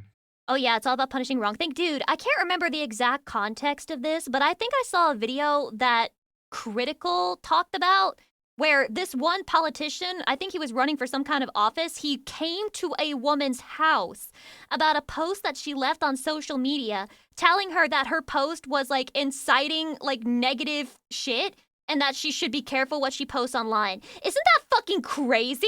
Isn't that crazy, dude? Also, Invasive Weevils, welcome, hi, and Ald Graves, hi. I've been listening to this guy's interviews all week. What an incredible life. Unfortunately confirms everything I've feared about the government. I'm getting a little nervous, guys. What if every single conspiracy theory is true? Dave, who's listening to this right now. Sure. They have a normal life. Yep. They're not really aware that spies exist and the extent of the work they do. They kind of assume that everything they see and people they interact with are normal and they think their devices and everything else is secure. What message do you have for them? A word of warning or caution about the reality? Yeah, that's a good question. Extra just said doesn't matter to us because he lives in Brazil. What if secretly Brazil was just trying to save Americans? Come to Brazil. Come to Brazil. They're not advertising their country. They're trying to save you. Come to Brazil. And BB No Money is bought out by Brazil, who is trying to save Americans. Come to Elliot Brazil. Spitzer, the former governor of New York, when he was Attorney General of New York, he said, don't nod when you can motion. Okay. Don't speak when you can nod. And All don't right. ever put anything in a text message. At the CIA on our very first day, they told us not to ever say or do anything that we would be ashamed to see on the front page of the Washington Post. I took that seriously. The truth of the matter is, because of technology the way it is today, our whole lives are out there. He fucked up. He was being too sincere. He took it too seriously. He didn't know that it was all a front. Potentially for someone to see, for someone to use against us. So be careful what you say, be careful what you write. Like happy birthday. Like, oh my god, happy birthday to me, am I right? Adversary, thank you so much for the 43 months. Like, oh my god, thank you. Even in jest, because it can be taken out of context to target you. That's just And what about life. digital security? Anything can be about taken the out of fact context that to harm you. It's possible for these All these it takes is forces one bad in actor. not just the US, but other countries to be able to hack and crack your devices and see anything on your devices. I think we will go around assuming that our devices are secure. They're not secure at all. At all. It's not just, NSA, CIA, FBI that you have to worry about. It's the British, the French, the Germans, the Canadians, the Australians, the New Zealanders, Matt, thank you. the Russians, You're the welcome. Chinese, the Israelis, the Iranians. He's like, here's all of America's enemies. That as I see it, everything I just listed, American enemy. I mean, everybody has these capabilities. Everybody. So you've got to be very, very careful. Capabilities to do what? To intercept New Zealand too, especially New Zealand. Dude, if you have autism, you cannot move to New Zealand, and that's basically anti-American. communications. I've heard you say that they can hack car systems. They could theoretically hack into my car. Yes, we know that from WikiLeaks. There was something What? in What? You know that from WikiLeaks? You don't just know that from your job, you know it from fucking WikiLeaks? 2017 called the Vault 7 revelations. There was a CIA software engineer who was disgruntled. And instead of going to the Russians or the Chinese, he went to WikiLeaks. And he downloaded thousands, tens of thousands of pages of documents classified above top secret. And they became what WikiLeaks called the Vault 7 document. What the fuck is above top secret? If it's that top secret, why are you even documenting it? So they included things like the CIA, for example, will hack into, let's say, the Iranian Ministry of Super Saiyan secret. The way you guys can't even come up with a good fucking answer to this question because it's actually stupid to say something above top secret. Interior computer system. But they'll leave little electronic clues, all written in Cyrillic. Cyrillic is what? The Cyrillic is the alphabet, the Russian alphabet. Oh, okay. Yep. Or they can take control of your He sure keeps mentioning Russia a lot. Did they do something? Clueless. smart TV remotely, and they can make the speaker turn into a microphone. So even though the TV is off, it can still hear everything that's being said in the room and broadcast back to the CIA. Can they do that? My phone does this. If I dare talk about anything, I'll see an advertisement for it 5 seconds later. Ingenious. Devices? Do that? Oh, they could do that. When I first got hired, they were able to do that. So they could be doing that right now with my Totally. my iPad. Absolutely, yes. That's old technology. And then the thing about the car, this was revelatory. They can take control, again, remotely, of a car's computer system. Which is in crazy. order to, well... Does this go for every single car company? Or is it like certain brands that have partnered with the CIA that are like, here you go, you can have access to every Honda? I mean, in order to kill you. Crash the car. Crash the car, take it off a bridge, take it into a tree. Sure.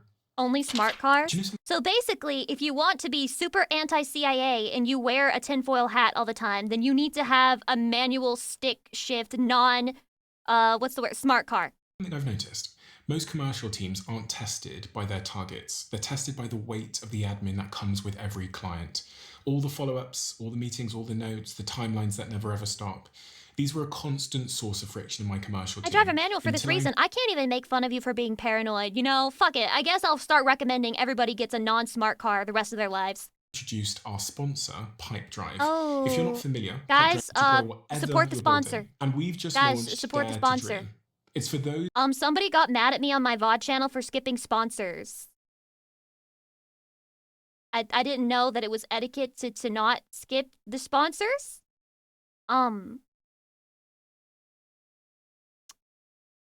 Yeah, support the content creator. Who are ready to make the shift from thinking to building, from planning to actually doing the thing. It's about seeing that dream in your head and knowing exactly what it takes to bring it to life. Enter to win $100,000 for your dream. All you have to do is share what it is. Learn more at daretodream.stan.store. Yeah. Do that. I've heard you talk about sleeper agents before. Yes. What is a sleeper agent? Yeah, the Russians are very good with sleeper agents. We Americans Thank you, Lamelda. I know exactly what you are.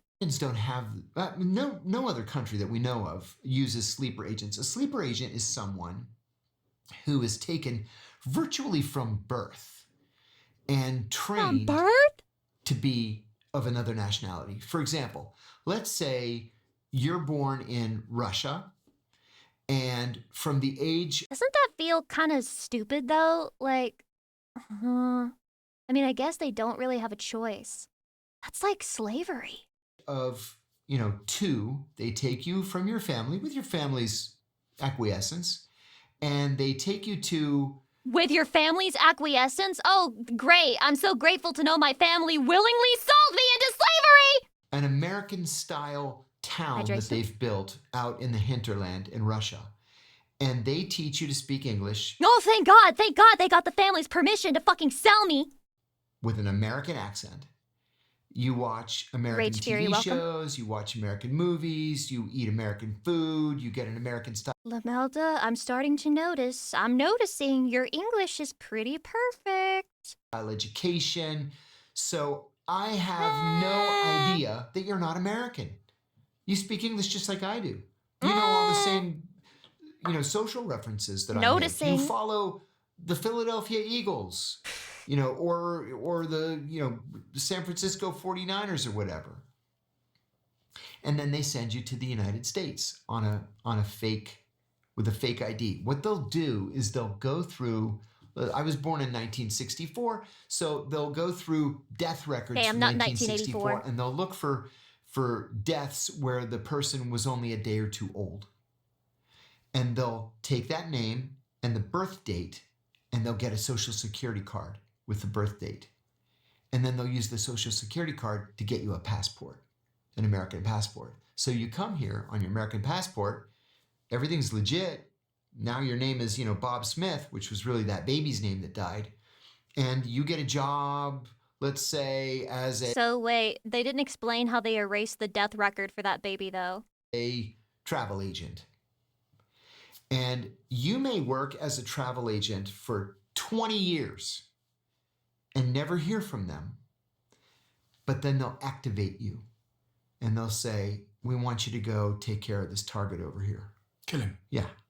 Or Am we I a want you to get a target? job at the Defense Department and give us everything that you can steal. Whatever. Is it really supposed to be that fucking easy? How are you supposed to just get a job at the Defense Department? Big, tough fucking orders coming down from the up top, man. What the hell? There's a woman in my neighborhood who was outed as a sleeper about a year ago. She was an elementary school teacher, and they grabbed her, and they ended up trading her back to the Russians for 2 Americans. So they're out there. I interviewed a sleeper, a former sleeper, on my own podcast a couple of weeks ago. He was Advertising his own podcast. from the East German Intelligence Service, and he was raised as an American and sent to New York. He got a job, I forget doing what, like restaurant supply company or something like that. How do you forget that? You And interviewed him.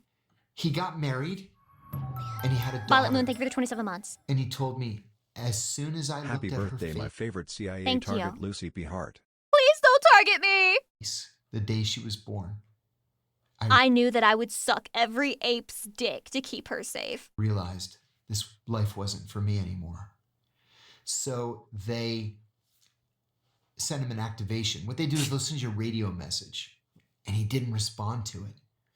And he told me he was on the subway one day. He's just standing there holding the strap. And this Sent him an guy ape. came up to him, and the guy grabs the strap next to him and The whispers strap! in his ear, if you don't report back, I have to kill you. Oh. And so he ran straight Toxic to the Yowie? FBI field office in New York. Sorry. And he said, I I'm should an take this East German seriously. sleeper, and I want to turn myself in. And he became a prolific source for the FBI. So he was taken as a young person. Yes. What was his story? Yeah. Taken as a young person, sent to Russia. So who's the worst spy? Like, if a bunch of people are just like sending in spies in America for fun, who's the worst one? To become American. Mhm. They set him up with this phony identity. And then after he had gone through all the training, he came over here young. He was like 20 or 22 and did this for 25 years. Melania, that would be the craziest fucking reveal ever. That would be crazy. And then he said as soon as his daughter was born, he was like, wow, this is what life is for, not being a sleeper. She kind of dresses like one, though. Like, have you seen her outfits? They're like very, what's the word? Very somber. They're very cool. They're very LARPy. Maybe she's not LARPing. Maybe she's just like actually a sleeper agent. Do you think the average person listening to this conversation right now is interacting in their life at this exact moment in time with someone who is involved in espionage, spying, the CIA, or some... That's actually the lady who was called Super Ugly, and she got a bunch of plastic surgery to get revenge. And now she's there in the White House waiting for her chance to get revenge on John Kiriakou. International equivalent. Probably not. Because they're mostly focused. Foreign intelligence officers are going to be spread out all over America. If a listener Stop making fun of the way I say his name. of this podcast is working in a defense company, a defense contractor, anywhere in America, I'm a defense contractor. I defend the cringe empire from outside threats every day. then my answer is yes. Yes, you're probably encountering Hydrate. espionage of some sort, or somebody committing espionage, whether it's Russian, Chinese, or Israeli. They're the three biggest ones that go after us. He's like, that's the three: Russia, China, Israel. In Washington, I mean, foreign spies, there could be as many as 10,000 in Washington. I remember my first wife, 10,000? she was teaching ballet at a small private school, and one of the students there, they were all like 4, 5, and 6 years old. One of the students there, her father was a Belgian diplomat. And so we would sit and talk, and oh, aren't the kids talented? And oh, this is so much fun. They look so cute in their little tutus. And then I went to work one day, and as I was walking in, he was walking in. And I said, oh, come on, Peter. And he's like, I thought you were a spy. And I said, I actually didn't think you were a spy. Dude, they're the Spider-Man meme pointing at each other. And he was just going for a liaison meeting. And we had a good chuckle about it. And I said, listen, Super Tim, don't thank tell you, anybody, and right? welcome. Right. Sorry.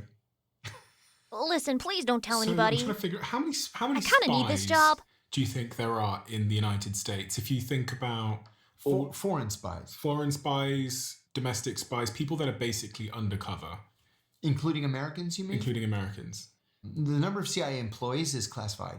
The number of CIA employees undercover is actually even more highly classified. I can give you a guesstimate. But also, you know, Russia, China, Yeah, 50 to 60,000 altogether. 50 or 60,000 in the United States. Hey, So by a couple of degrees of separation, if you know 100 people, Yeah, you're probably going to know one. Sure. if I had to say any of my VTuber friends were a spy, it's definitely Bao.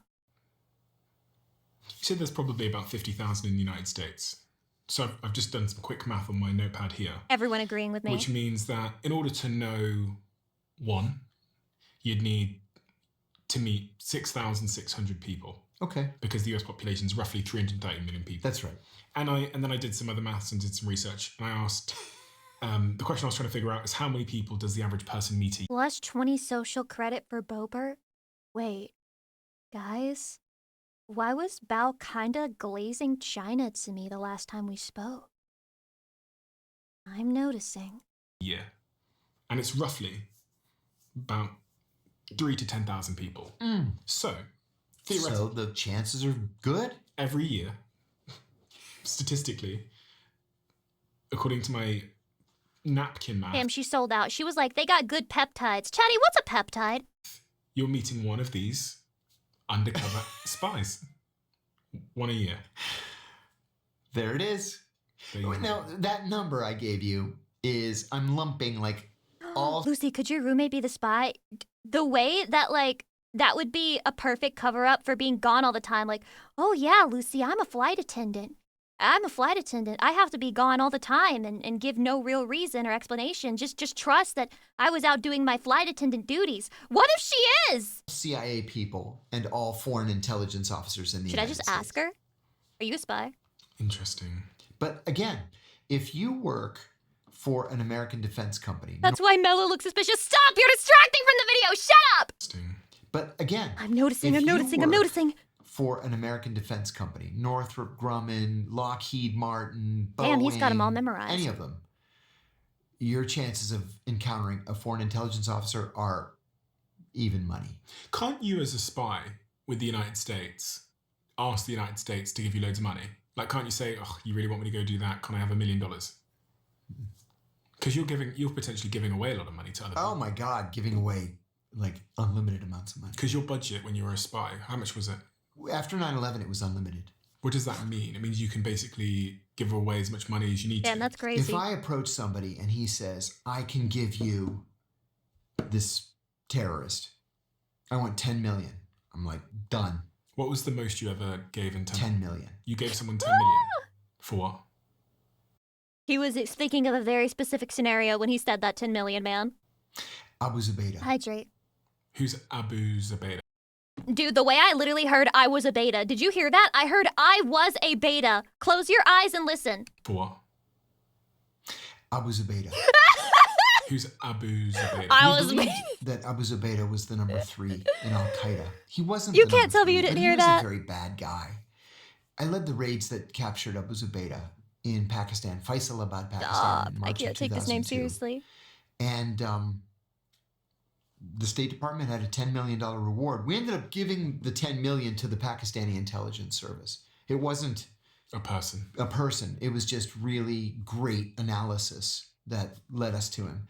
But there were others in the so-called war on terror who He went quiet for a second. got more than 10 million and got it like within 24 hours. Individuals. Individuals. How much? Gulp! One got 25 million. My Just a tax person. dollars at work. And the thing is, there's a lot of danger there. If you're a shepherd or a T-boy, A T-boy? Wait, what kind of T... What? Wait, what? What the fuck is that? and you make $40 a month, and all of a sudden you have $25 million, something's up. And what was the 25 million for? It was for a very high-ranking foreign terrorist who was brought to justice. I can't say, because it was never I can't say. publicly disclosed. But what we would have to do, and Why would they not publicly disclose that? Like, they had like a whole national press conference when it happened to that one guy, and they can't disclose like a big mission going successfully? a situation like that is, Blew her back we would have to tell out. this Blew her back out! Oh my god, you got it, me! Thanks for the happy birthday wishes. Welcome in, asshole. source, you can't live here anymore. Pick a country, and that's going to be home. God damn it! Arnamo, thank you for the 9 months. I Sorry appreciate for it. not joining today. Happy B-Day, Lucy. You just joined, stupid. Me when I apologize for things I'm literally doing. You can't live here anymore. Pick a country, and that's going to be home from now on. So all I have to do is betray America and they'll give me a free visa to Japan? It's that simple? Russia, I'm ready to strike a deal. And then we go to that country and say, hey, can you do us a solid? We've got this guy who, he really came through, and he's not going to be a burden on your economy. Because he's got $25 million. Which country did he pick? Oh, I can't tell you that. He can't tell you that because the country he picked was probably like really small. He's like, he's in Morocco. He wanted to stay in the region. He wasn't willing to move to the United States, for example, because we're happy to take him. You're welcome to come to the United States. He's like, absolutely not. He went to Dubai. Yeah, I would. Yeah, with the tax code. Interesting. Is Dubai where they're putting their offshore bank accounts? Yeah, you can tell my Is that bias the from the lore? questions that I ask about the things that fascinate me about espionage and spies. It's their understanding of human nature and what motivates us and the psychology of humans that you can learn from spies and the nature of human beings, I guess. Right. And also, I guess the other thing that really fascinates me is just I've had so many mind-blowing moments where I've learned just how fragile the reality that I believe is. Like I thought. For as shocking as this all is also not at all shocking because I've heard all this shit before, and the more that the government just like desperately tries to get your ID for doing literally nothing but existing on the internet, the more that I've started believing these things. So hearing all of this is just like, yeah, well, I expected about as much. Things were secure and I thought they were as they are, but it just doesn't appear to be that way. There appears to be lots of secrets. And conspiracy theorists get a hard time. But actually, the more I've done this as a job, the more I go, conspiracy theorists are right more than I expected them to be. See, and that's an important point. There's a bunch. Okay, there's like two different categories of conspiracy theorists. You have conspiracy theorists who basically says, reject the evidence of your eyes and ears. It is my command. And they're like, the earth is fucking flat. Everybody's a lizard, etc., etc. Like really outlandish shit that's like very easy to prove otherwise, but like they don't give a fuck. Like they don't care. You cannot convince them otherwise. Then you have quote unquote conspiracy theorists who are just connecting puzzle piece A to puzzle piece B. And they're like, if the government's doing this, it's probably because they want this. And then everyone's like, that's a conspiracy theory. The government would never betray us. I hate conspiracy theories that run amok. But a former CIA director is the one who came up with the term conspiracy theory.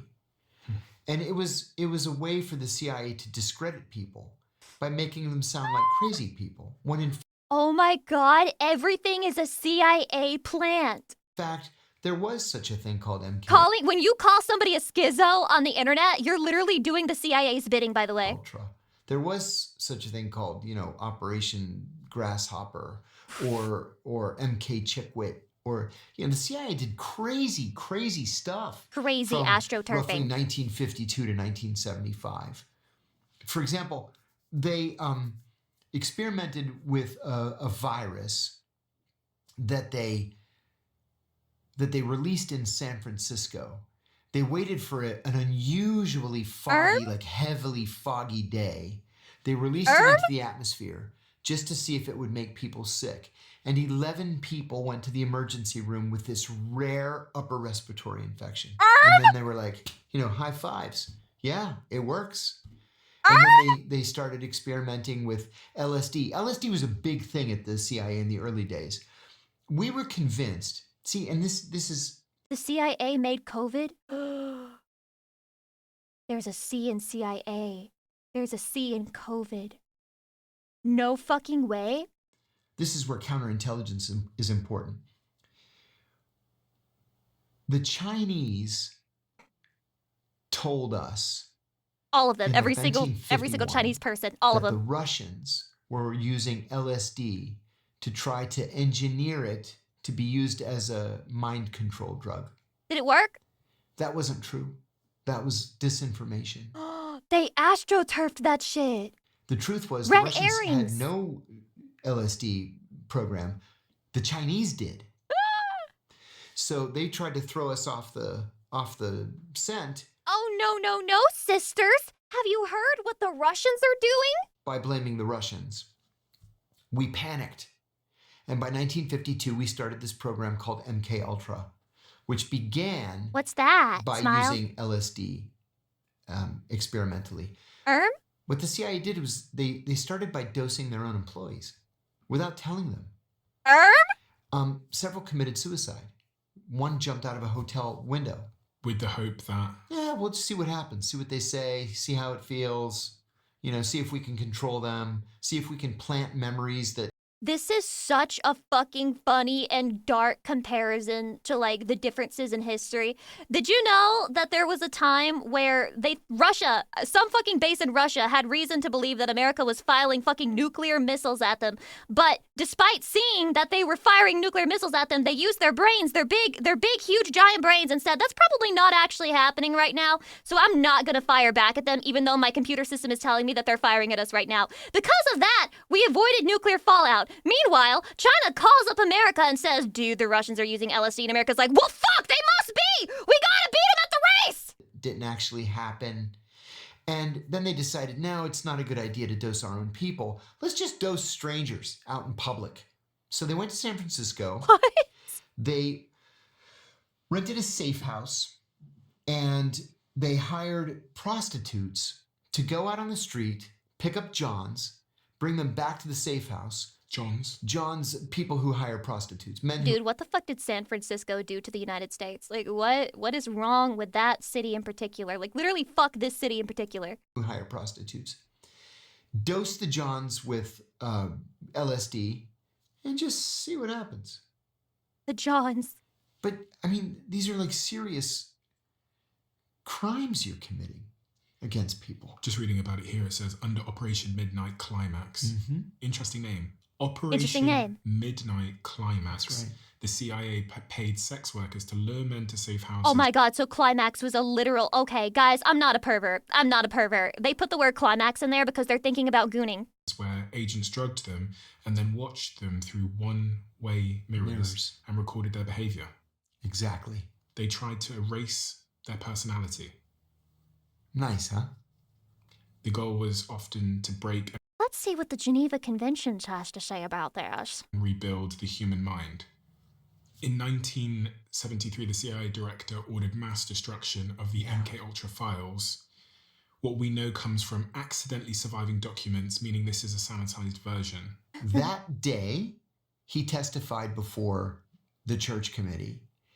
The church committee specifically told him, do not destroy any documents.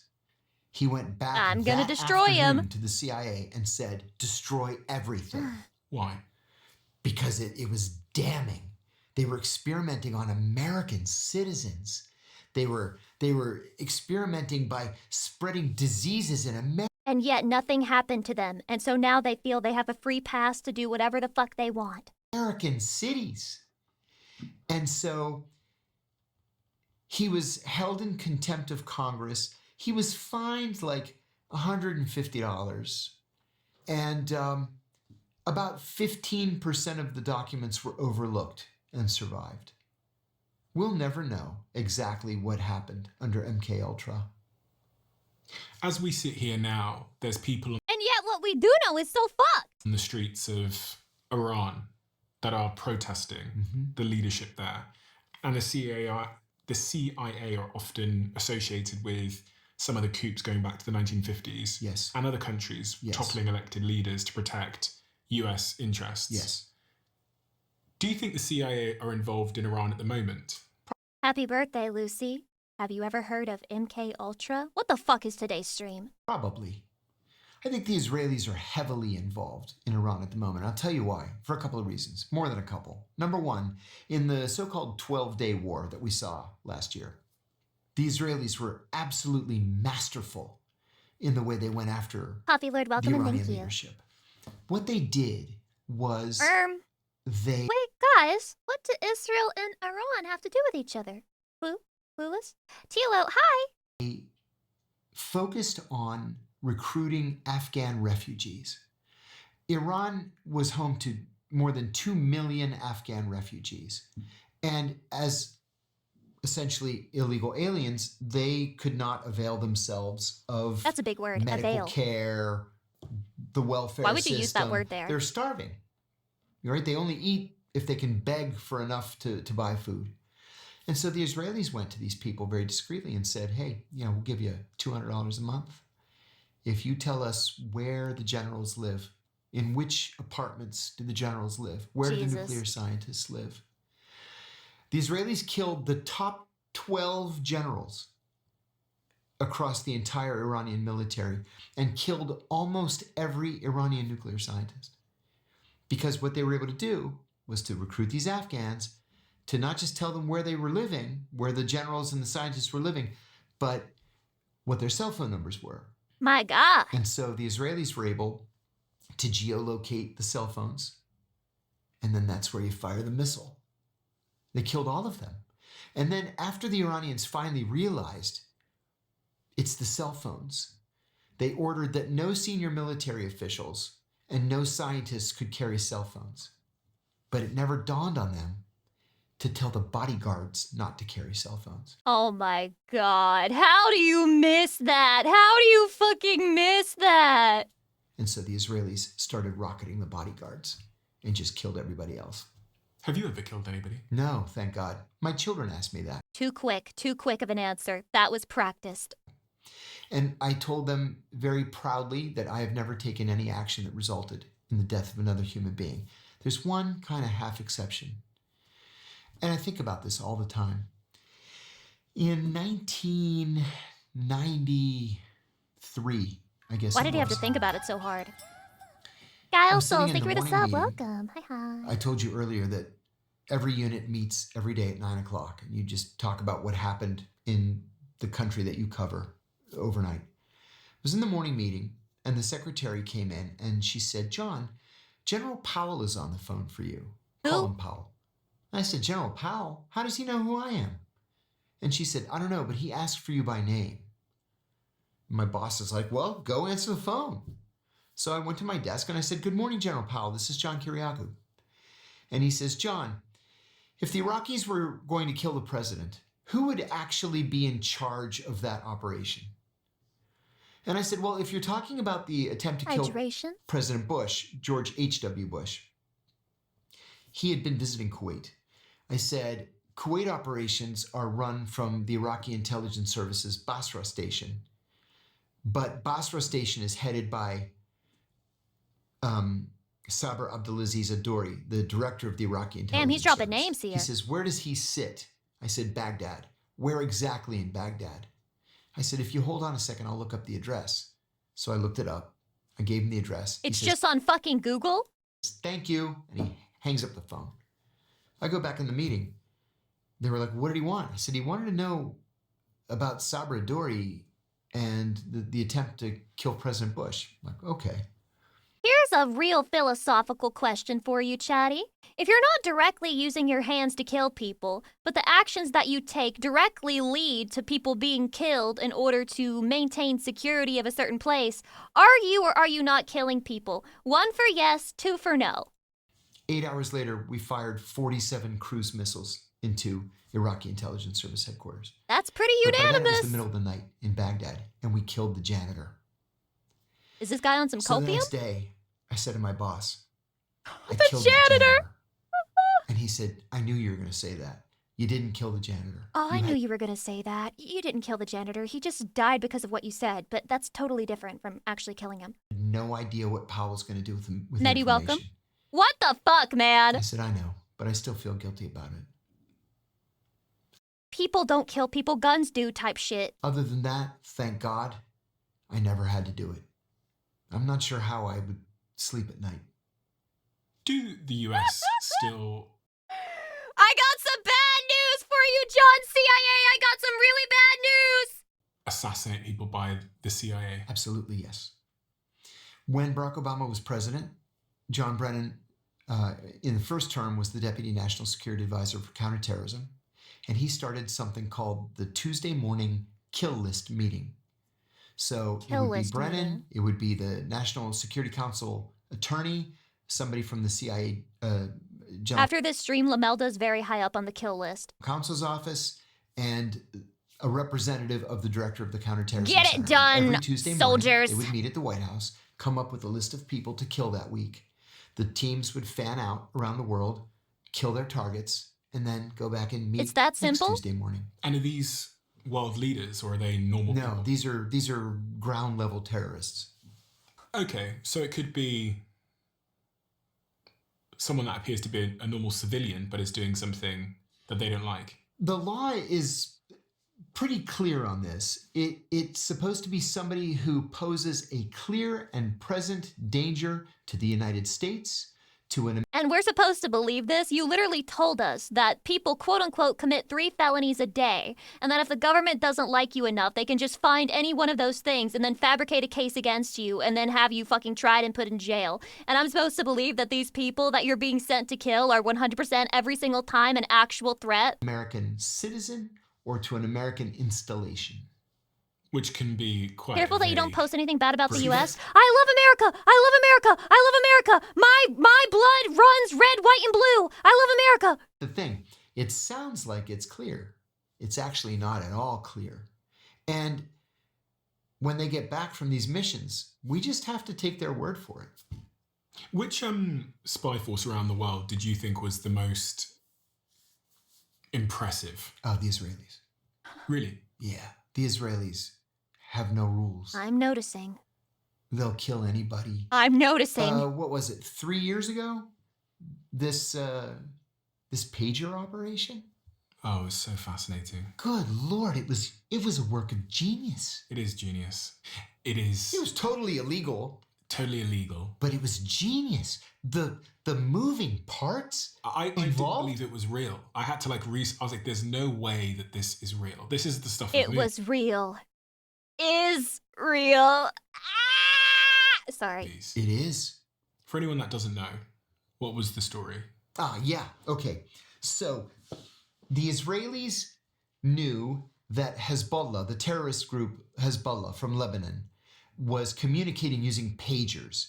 They didn't want to use cell phones because they didn't want the Israelis to intercept their phone calls. And they thought, oh, pagers, those are safe. So the Nothing is Israelis safe. bought a company in like Hungary, I think it was, that made pagers. And they got Hezbollah to order the pagers from this company.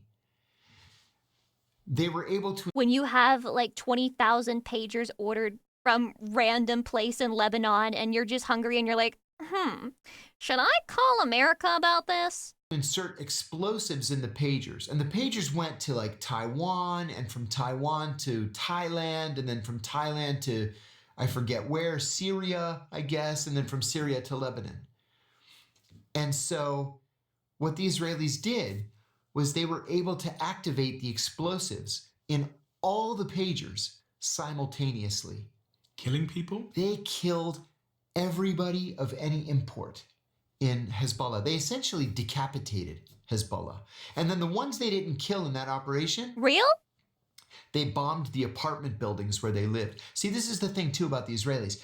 If they want to kill you, they won't like just do a close-in hit. They'll blow up the entire city block where you live. Noticing? They'll kill 1,000 people Noticing? just to get you. And Noticing? they don't care. And then they say, what are you going to do about it? You gonna go to Noticing? the International Court of Justice. Do Go ahead. they really do this? Yeah. Uh-huh. Did you ever interact with them? Yes. And how did you find them to be? Miserable. My very first briefing that I ever gave as a junior analyst was to the Israelis. My boss said, okay, he says, you're going to give your first classified liaison briefing. So it's going to be the Israelis, and there are a couple of things you should know. I said, okay. He said, we don't allow the Israelis into the building, Okay. ever. I said, why not? He said, because they spy on us. Not only do they Imagine just out of context, like, and don't let any Israelis in the building. spy on us, they would always bring gifts. Like, oh, we brought this wonderful gift for you. And there, you every time somebody tries to bring something in, you have to x-ray it. And it's got like listening devices, and it's packed with 2 years worth of batteries. We're like, you guys, you have to stop doing this. Every time you come here, you try to bug our conference rooms. It's bad form. You have to stop doing it. And then they're like, oh, okay. We knew you would find it. We're just kidding.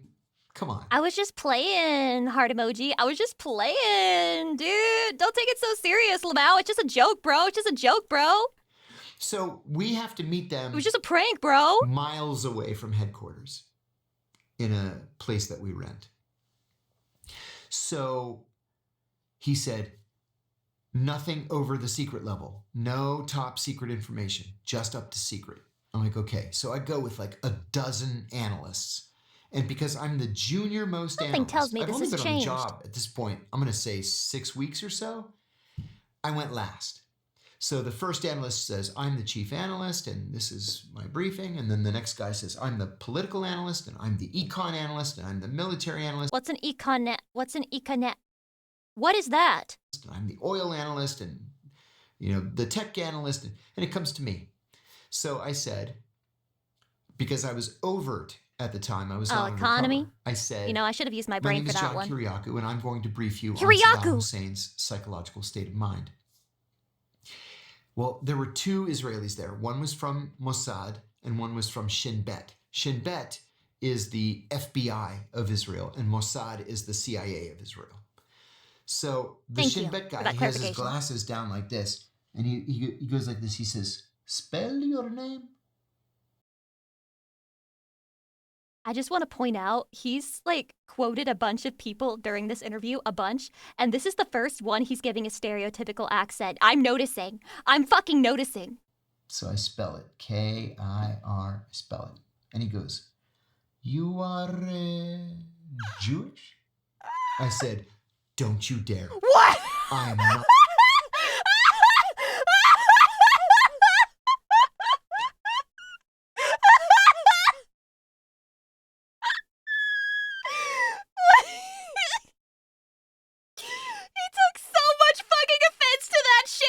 You are Jewish? Don't you dare! Don't you dare! Call me Not recruitable. Don't you dare even try it. I was furious. We went out of the briefing. I was going to explode. Everybody started laughing at me. They're like, they do that to every one of us. Every one of us. They try and recruit you? Yeah. To turn against the United States? Hydration. Yeah. On my very first day at the CIA, we got a briefing from the CIA's director of security. And he said that all of us have to have in the very front of our minds the concept of counterintelligence. For example, he said, which is? There's a steakhouse right down the road. Dude, my voice is actually kind of shot. I laughed so fucking hard. On Route 123. It's the nearest restaurant to the CIA. He goes, don't ever eat there. Why? Because the KGB thinks we all eat there. So all the customers are KGB officers waiting for CIA people to walk in and start talking about work. Don't ever eat there. I've never eaten there to this day. Because they're potentially all Russian spies. Mm-hmm. So he said, dude, tell the Americans that we all think they go to this one pizza place so they won't go there, when secretly we know we're all at Five Guys together talking about gay sex. Our Israeli friends have two officers in their embassy, one from Mossad, one from Shin Bet. The FBI has identified 187 undeclared Israeli intelligence officers spread all across the United States, mostly at defense contractors trying to steal our secrets. Now we give the... Where do you think the Chinese spies would eat? Why do the Chinese spies sound like the most successful? Like they successfully psyoped America into LSD dosing their own citizens. And we haven't heard any information about them. I guess because they just don't have it. Israelis, 95% of our defense secrets. You want the F-35? Done. Here's the F-35. You want this advanced missile? Here you go. It's on us. So they steal the remaining 5%. No way. Do you think Jeffrey Epstein was a spy? I believe very strongly he was a spy, yeah. Chatty, who's Jeffrey Epstein? And who do you think he was working for? The Israelis. I know nothing about the current climate. I'm confident it was the Israelis. Why? Jeffrey Epstein is kind of the stereotypical example that they give you in training for what's called an access agent. Guys, I'm getting a strong sense that this John CIA guy is not a huge fan of Israel. Why do I get that sense? A different kind of recruit. So, for example, if you're a foreign intelligence service and you want information, like close-in information from a former president, from Like the who? CEO of the biggest company in the world, from a member of the British royal family. You're not going to recruit these guys. You're not going to recruit Bill Clinton or Bill Gates or Prince Andrew. Damn. So you do the next best thing. You recruit somebody The who has allegations. regular access to them. And that person that you recruit is going to need to make these people feel Now he's posting his own conspiracy theory. comfortable and appreciated. He's like, I, as a CIA agent, I'm used to people making conspiracies about me, but I want to have fun too. And so you give him plenty of money. So he has this house on an island, or he has the whole island. And maybe you bring in young girls, you get them in compromising positions, just in case you need to use what's called compromat. Compromising Compromat? pictures.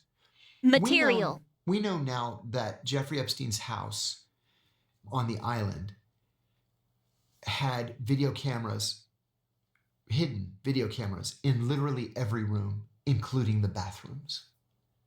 Why? Why? Why would he care Perversion? what was going on, unless it was to use that information against people? As I said, only the Israelis and the Russians use extortion as a motivator. So would they have made Jeffrey Epstein Guys, I feel like he's kind of low-key shilling China spies because he's like, only those two of the big three do this. But I haven't said anything about China. Anyone noticing? Anyone noticing? rich Yeah. in order to give him that access? And Yes. how could they have done that?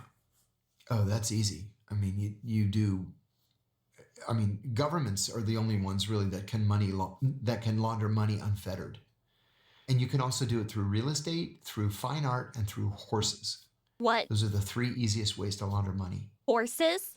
today. Oh my fucking god, Uma Musume. Oh my god. Oh my god, you guys are fucking laundering money?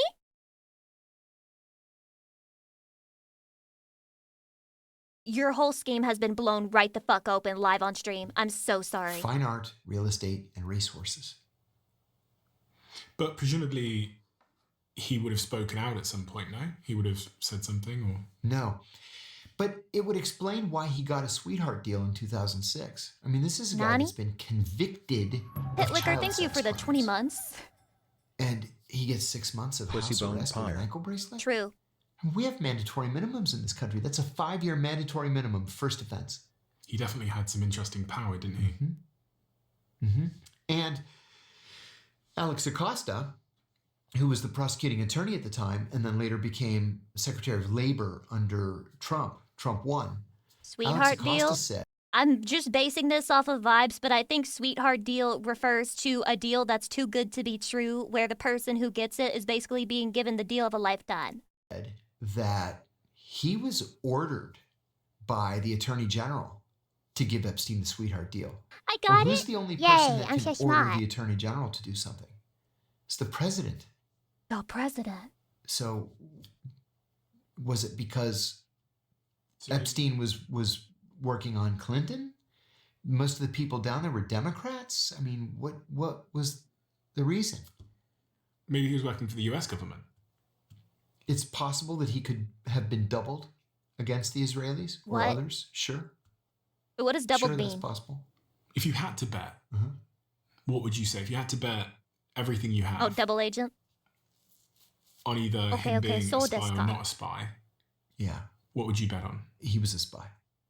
I feel very confident in that assessment. I debated Alan Dershowitz about this on the Pierce Morgan What? show one time.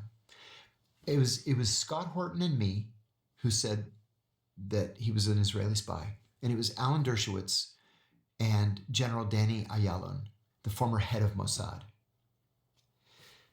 Ayalon was kind of into it in terms of having a fun time. He was just having a fun time with the conversation. He was just having a laugh. He wasn't going to admit to anything. Dershowitz was Epstein's attorney. So I said that I believed Epstein was an Israeli spy. And Dershowitz interrupts me, like attorneys do. And he says, that is outrageous. If he had been a spy, he would have told me because I was his attorney and I could have gone to the White House and I could have gotten him a better sentence. And I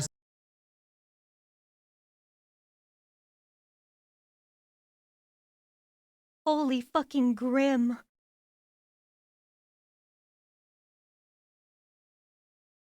Holy fucking grim.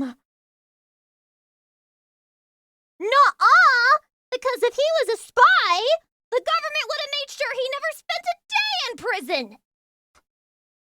said, wait a minute. You could have gone to the White House to say, go easy on Jeffrey Epstein because he's an Israeli spy collecting information from American politicians. If I were the president, I would have hung him from a tree. And then Piers Morgan said, General Ayalon, was he a spy? And he goes, who knows? Who knows? It's like, come on, man. He really Who said do you think shrug, is who knows? the real Clue. adversary of the West? Because we often talk about it being Russia or... I think it's China. Why? What is it that we don't realize about China and their agenda? Exactly. Oh, wow, so much. The way that, like, he's like, you've been avoiding talking about China, and he's like, oh, yeah, you know, man, there's just so much we don't know. They haven't paid me to tell you a thing. The Chinese are so good at what they do, and the Chinese are so patient. You know, in the United States, we don't have long-term timelines for anything. When we want something, we want it now. Is that in part because we have this 4-year election cycle? Yes, I believe that it is. The Chinese will plan for something 25 years down the road. Because they'll still be in power then. Mm-hmm. Yeah. And so, you know, they're really good at stealing technology. I can hear it now in the back of my mind. The folly of democracy, of electing your own official. You should just have a dictatorship so that you can plan for a far, far off future.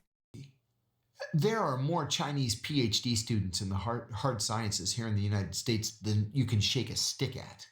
They're everywhere. They're at every major university, and they're really, really smart. And then oftentimes they'll say, oh, you know, I've had such a great experience here. I'd like to stay in the United States. Yeah, I bet you would. I bet you would. I bet you So you can would. spy. I bet you would so you can spy! For China. Do you think that's happening? Every single day. You think That's that crazy. Chinese students are in America spying on behalf of China? Yes, Yes, immediately. Yes. Yes. How could you be so sure? I'm 1,000% sure. How could you be so sure? Because we frequently arrest them and then trade them for Americans Notice how he still says we, even though he's supposedly not a part of the CIA anymore. who are in Chinese prisons. Hmm. Yeah. And they're masquerading Are as you noticing? students. Mm-hmm. PhD candidates, always in the hard sciences. Always. So China are the long-term adversary. And what I is it think that so. China want? What is it they're doing? And what is the I think outcome? they want a couple of things. I think that on a more immediate basis, they want reunification with Taiwan. It's going to happen someday. Even the Taiwanese will tell you, yes, we're a part of China, but we're kind of not a As a VTuber, I'm legally not allowed to say any of the words that he's speaking. part of China. We're not really independent, but we are kind of independent. Even American policy is that Taiwan is a part of China. And eventually, someday, they'll be reunited. Do you think with everything that's going on at the moment with Trump in Venezuela and Greenland, this is going to create cover for... Oh, I was hoping you would ask me a question like that. I think that's a very important issue that the media Man, this was before all the other stuff. really aren't talking about. So let's put it in the context of what happened last week in Venezuela, because they're all Already out of date, moving true. parts of the same policy. Twitch streamers could be spies, would not doubt it. Dude, if there's a Twitch streamer spy, it's definitely XQC. He's learned, like, the CIA definitely taught him how to speak in such a way that he cannot be understood. So we sent a Delta Force squad into Venezuela a week ago, and we snatched President Maduro, and he faces international narcotics trafficking charges in New York. Okay, some people are for that. Happy some birthday, people Lucy. are against it. Whether you're for it or against it, it's happened. There's nothing we can do about it now. But that operation may have inadvertently given the green light to something that both the Russians and the Chinese have long sought. The United States really is the only true superpower in the world. You know, the Chinese have a lot more people, they have lots of nuclear missiles, but they have one aircraft carrier. We have 12, soon to be 14. We have way more long-distance bombers. We have way more fighters. The Russians are bogged down in a war Wait, but I heard that we ran out of ammo. in Ukraine. They're winning the war, but they're bogged down Hi, nonetheless. Camilla! I told everyone you called my chat beta cucks, you fucking bitch! Love you! So, did this reinstitution of the Monroe Doctrine, saying that, you know, from 1814, that the Western Hemisphere is the territory of the United States, it's up to us to protect it from foreign powers. Well, in 1814, that meant the British Navy. Did you mention that I also called them the F slur? Furries? We don't really need a Monroe Doctrine, and it's not up to us whether the Argentines want to have good relations with China, for example. We invoked the Monroe Doctrine in this operation to snatch Maduro. So does that mean then that if we have a sphere of influence that is the Western Hemisphere, that the Chinese have a sphere of influence that includes Taiwan, that the Russians have a sphere of influence that includes Ukraine? Because that's kind of what it seems. It looks like we've given the green light to both of them. Dude, we just got followed by somebody called Agent Cree. You cannot have agent in your username and follow me right now. Those countries. Yes, Camilla, I'm watching the CIA video. And that we're conceding the fact that it's a unipolar world right now in favor of a multipolar world. Now, personally, I think a multipolar world is safer. What the fuck is a multipolar world? Multipolar Yeah, world thank is you. where there's not just one superpower. There are 3 or more. So, in terms of politics, Something tells me that when enough time passes, there will be one country that has enough power to go up against a superpower when it's all said and done.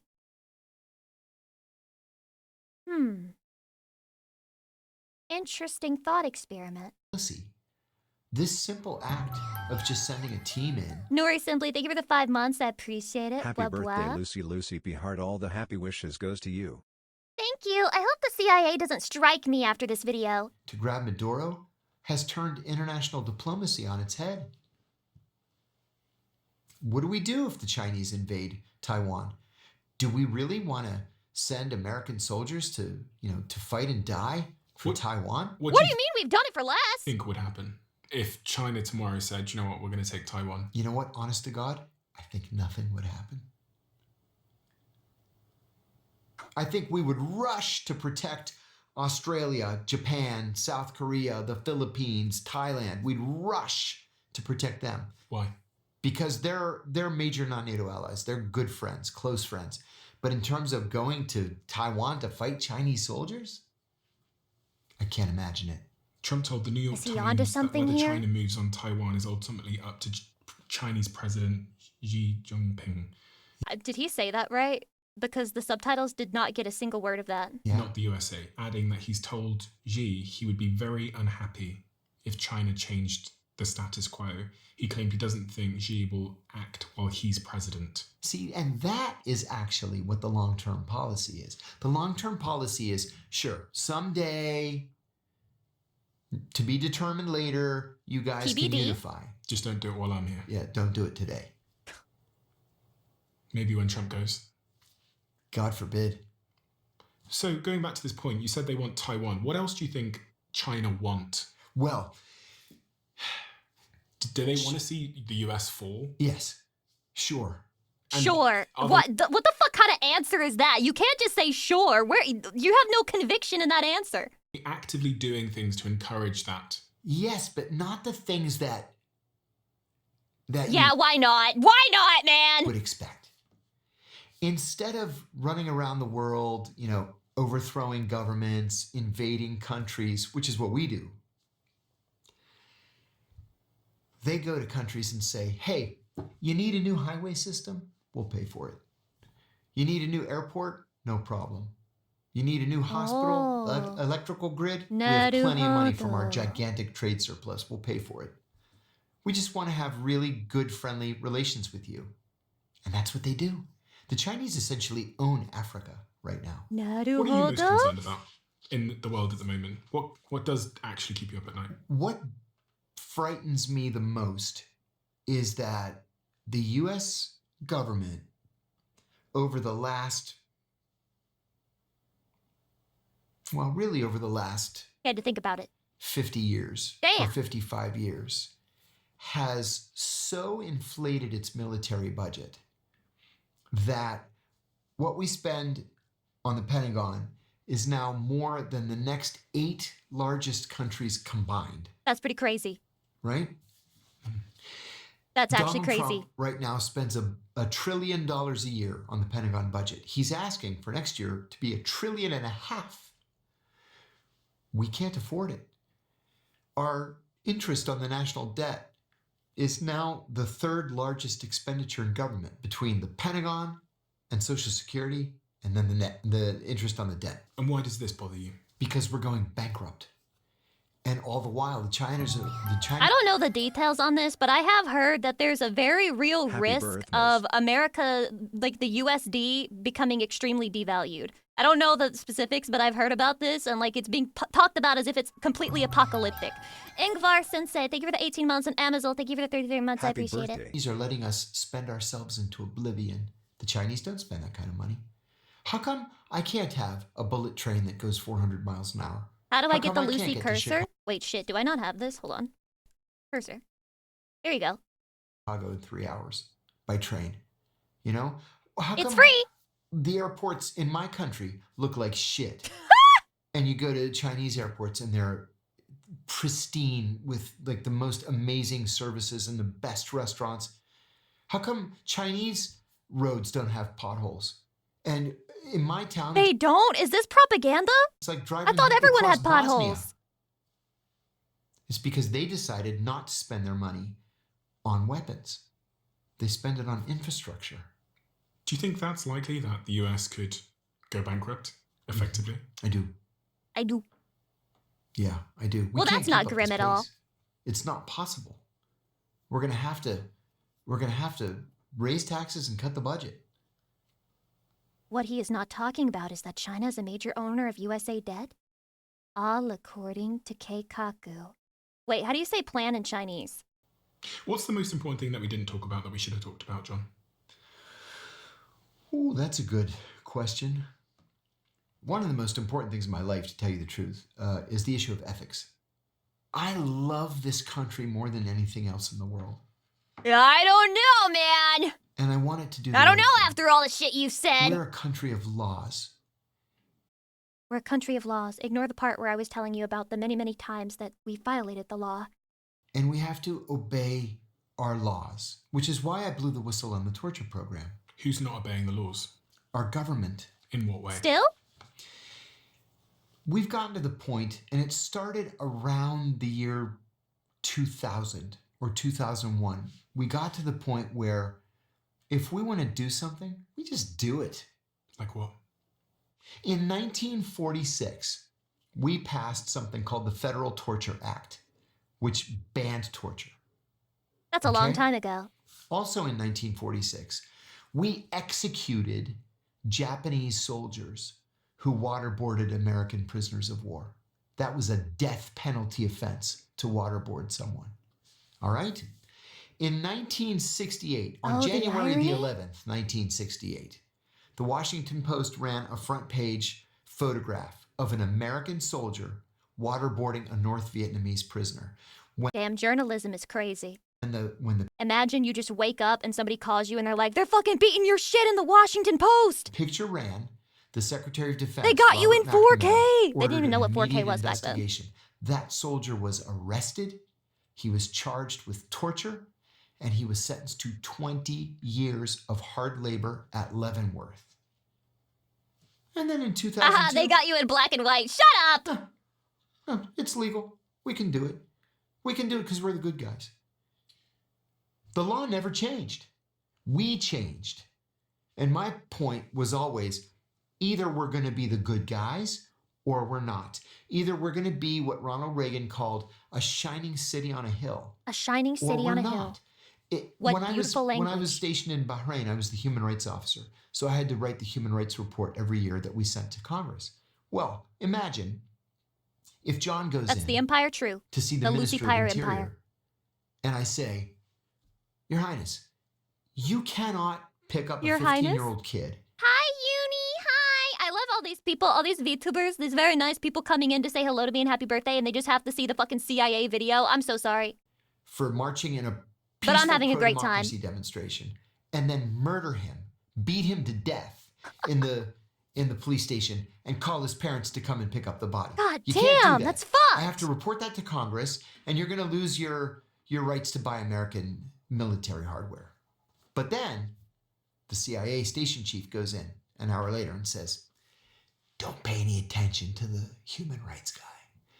I'll give you $10 million if you set up a secret prison here. We're going to send you some prisoners. fucking You torture crazy. them, and then you give us Uni, oh my god, thank you. Thank you so much for the 10 gifties. Thank you. Aw, so sweet. Shh, they too long for the CIA recruitment videos. a write-up of everything they say during torture. Who's he going to listen to? Is he going to listen to me? Did that happen? Yes. He's not going to listen to me.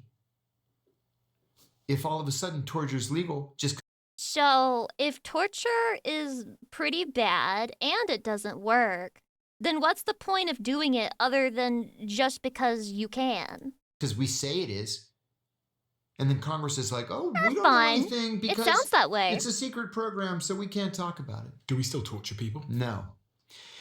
I am very proud Looking away from the camera a lot here. to say that when the McCain-Feinstein anti-torture amendment was passed into law in December of 2014, John McCain got up on the floor of the Senate and said it was because of me, because of my revelations. He said, if I had not told the American people that the CIA was torturing prisoners in their name, we would never have known. That's why I say it was worth it. Do you think you should be pardoned by President Trump? I do. Have you written to him? How's that going? I have to be careful with my language here. He's like, dude, he hasn't gotten back to me yet. I'm not saying shit because I'm not fucking my chances here. I applied. My name is in the system. I have very, very high level supporters who have approached him personally. And I'm hopeful that it happens. Lucky ass. John, He's we like, I got shooters in the White House for me. have a closing tradition where the last guest leaves a question for the next, not knowing who they're going to be leaving it for.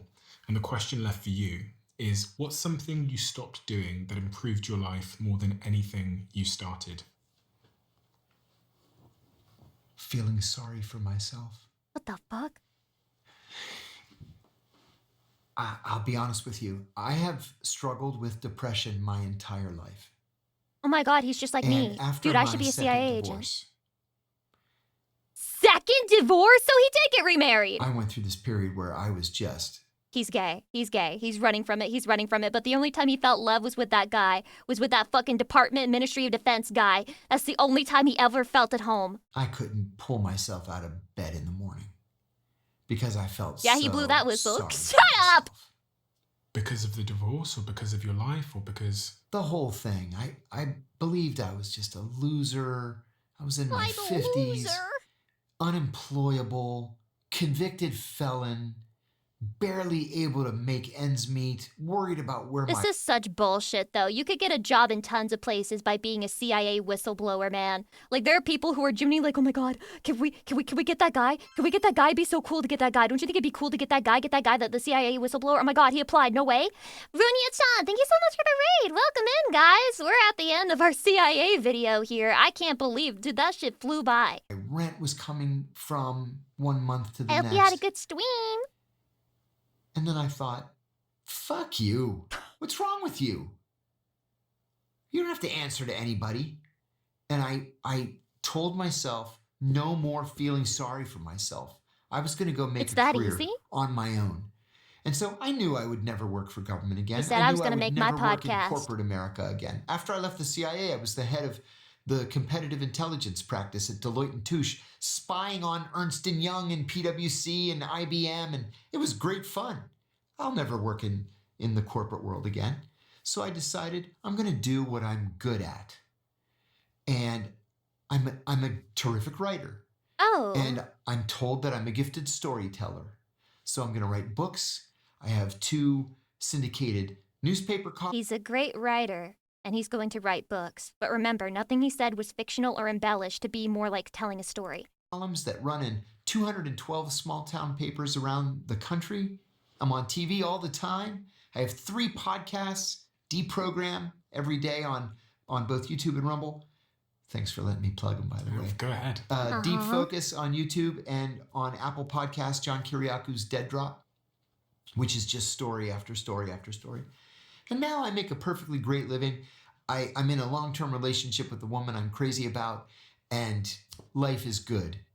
And it all started with that decision to stop feeling sorry for yourself. Yes. It's going to be his 3rd divorce. If people around me keep saying, you've done nothing wrong, you're a hero for what you did, and deep down, I would do it again, then why am I feeling sorry for myself? I'm right. They're wrong. I'm right. They're wrong. That's a clip. They're criminals. So I'm just going to go on with my life. And that's So snapped true. me out of it.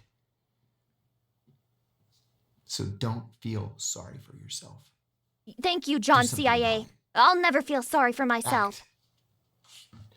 John, you are someone that is very good at storytelling. You are. You've Thank written many you. books. I'm going to link all the books below. Oh, There's thank you. So many incredible books. I've got some of them here with me on the floor. I could go through all of them, but we'd need another couple of days. John, thank you. Thank you. Thank you Thank so much you, for John. your incredible storytelling, John your wisdom, but also CIA. just giving us a window into a world that most of us know nothing about, because there's so many lessons that I think are pertinent to all of our lives riddled amongst there. And I think, I hope you do get pardoned. Thank you. I hope so. I've got my fingers crossed. And when you do, hopefully we can come back again and have another conversation. I look I have a question though. I mean, if he can have his own job and make a good living and he's getting married again and it seems he's not in prison, am I misunderstanding? Why does he need to be pardoned if he has all of these things? Why does it matter? forward to that. It's been such a pleasure. Pleasure's mine. Thanks for the invitation. Wow! Gets it off the record? Just for pride's sake, basically? Is that what it is? Let me stretch here. I'm thinking we could watch another video if I can find one. Somebody mentioned watching something positive, and I feel that could be good. We could leave this off on a positive note. I'm gonna be real. I feel like I learned things, but also I feel like I learned nothing. Does that make sense? I kind of feel like he's a master at saying things without saying anything at all. I don't know how to describe this. I feel like almost everything he said, it was entertaining. But at the same time, I think people have been talking about this shit like it's reality anyway for long enough that, I don't know, these things don't feel like revelations so much. Also, Kibble, welcome. Hi. Happy birthday to me. Thank you. Can you tell us about the concert, pretty please? Oh, well, you see, I was watching Numi be very talented on stage, and I saw Suko be talented on stage, and I learned about vabbing. Do you know what vabbing is? Vabbing is where you take your fingers. Happy birthday, wife And, Lucy P. you Hart. know what? Actually, there might be a clip of it. Vabbing, my strange addiction. Numi had this playing on her TV for some reason. I don't know if I can find a clip of it online, on here.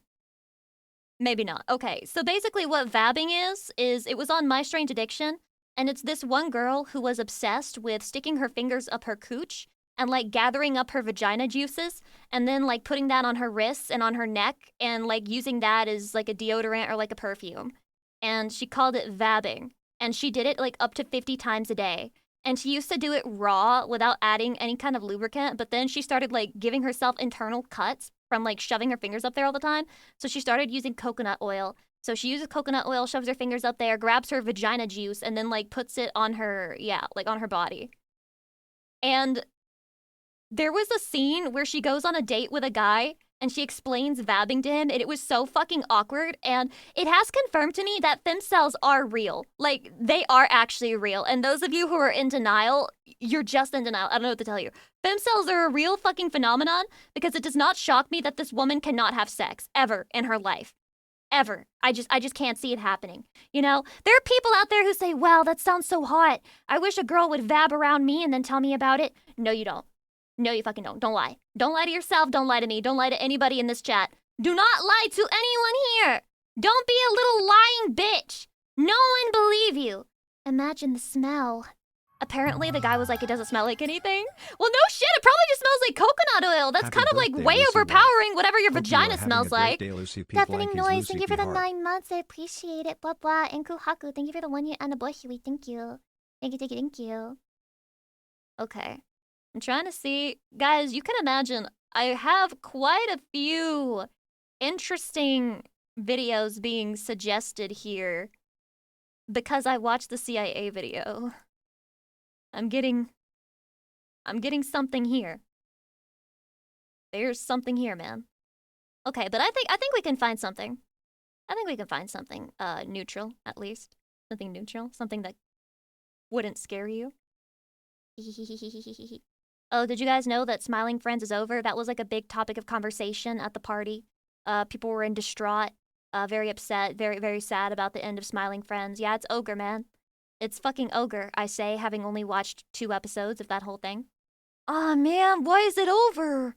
Why is it over? Why? What happened? What happened, man? What happened out here? Okay, I'm gonna watch this video because I haven't seen anything about the new Pokemon. Okay, I haven't seen anything about the new Pokemon. We're changing that now. This should be a nice relief, right? After all that shit that we just saw, right? Okay, let's watch it. For the better part of about the last decade, I've been seen as somewhat of a Pokemon hater. I mean, I like Oh my god, it's me. to think of myself as a Pokemon realist, but a lot of diehard Pokemon fans haven't seen me that way because I've been very critical of Pokemon games, which I think is rightfully so, but I promise I am a fan. I mean, you tell Hydration? me, would a It's literally Pokemon me. hater buy this much Pokemon Lego? Yes, because a lot of quote-unquote Pokemon fans are just LARPers who think that the Pokemon are cute, which is honestly the target demographic at this point.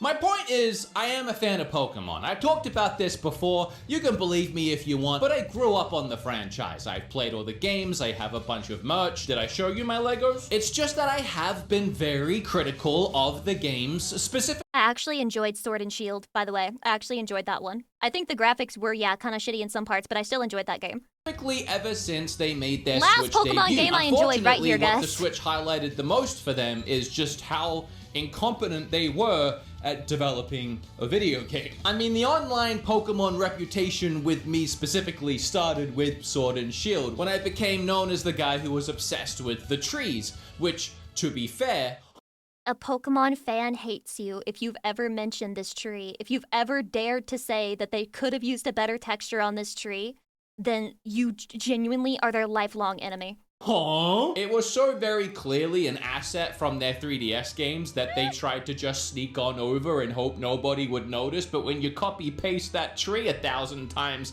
I'm gonna see it. And sure, the tree wasn't the only thing wrong with the game, but you'll start to see a pattern here as we moved into Scarlet and Violet, which in retrospect, out of all the Switch Pokemon games, was very clearly the worst one. Whether it was Thank you! Oh my god, dude, is this me but male? was the repeated copy and paste textures Male that they Lucy built leak. the entire world out of, or the fact that entire chunks of the levels would disappear and pop in and pop out while you were trying to play. In fact, sometimes they would pop out right beneath your feet, making you fall through the bottom of the game. In fact, this game was built so flimsily and so rushed that you could walk up to any building and just see the empty framework inside it. Parts of the world would twist and melt as you walked past it. It was just the strangest and most bizarre game. And I feel like to some extent, I don't know. I feel like there must be a bunch of inattentive ADHD people defending all this shit because they think it's completely fine to be punished for wanting to explore the world. Like, the closer you pay attention, the more you notice flaws, and they think that's a bad thing. They're like, oh my god, you care about that? Oh my god, you really care that you can't see the inside of a shop? You really care about that? I'm sorry that I looked at what was inside?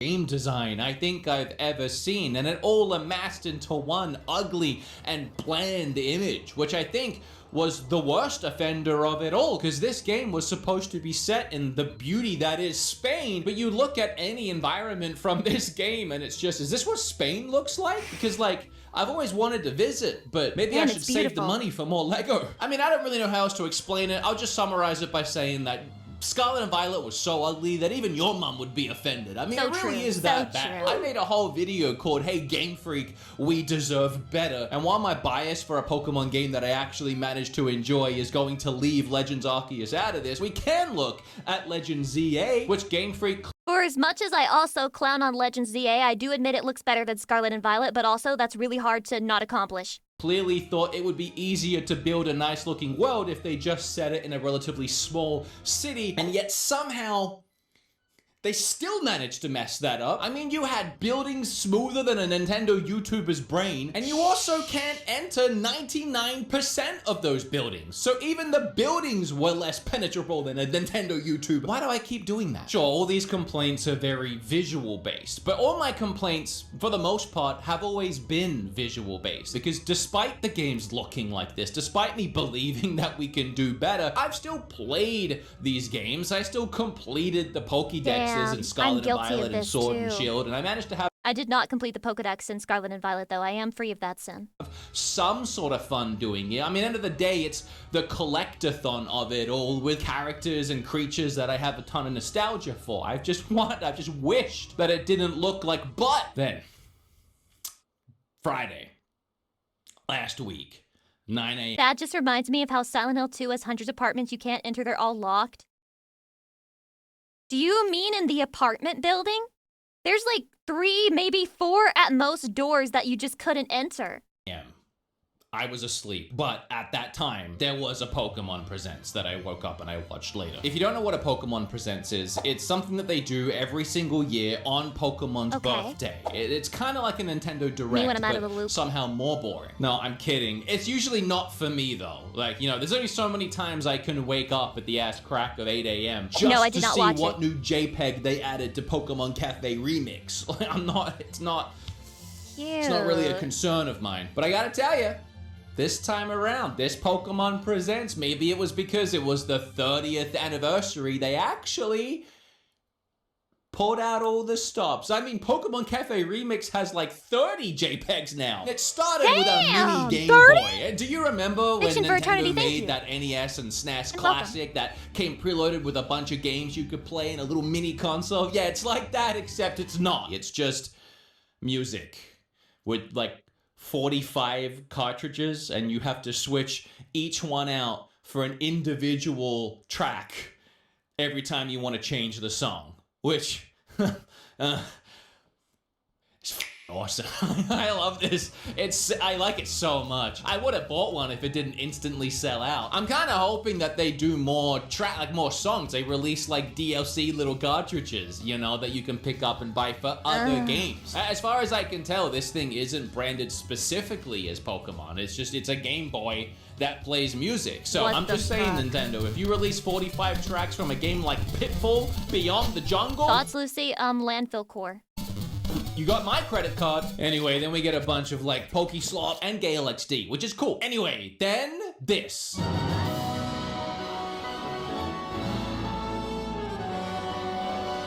Wow! Wow!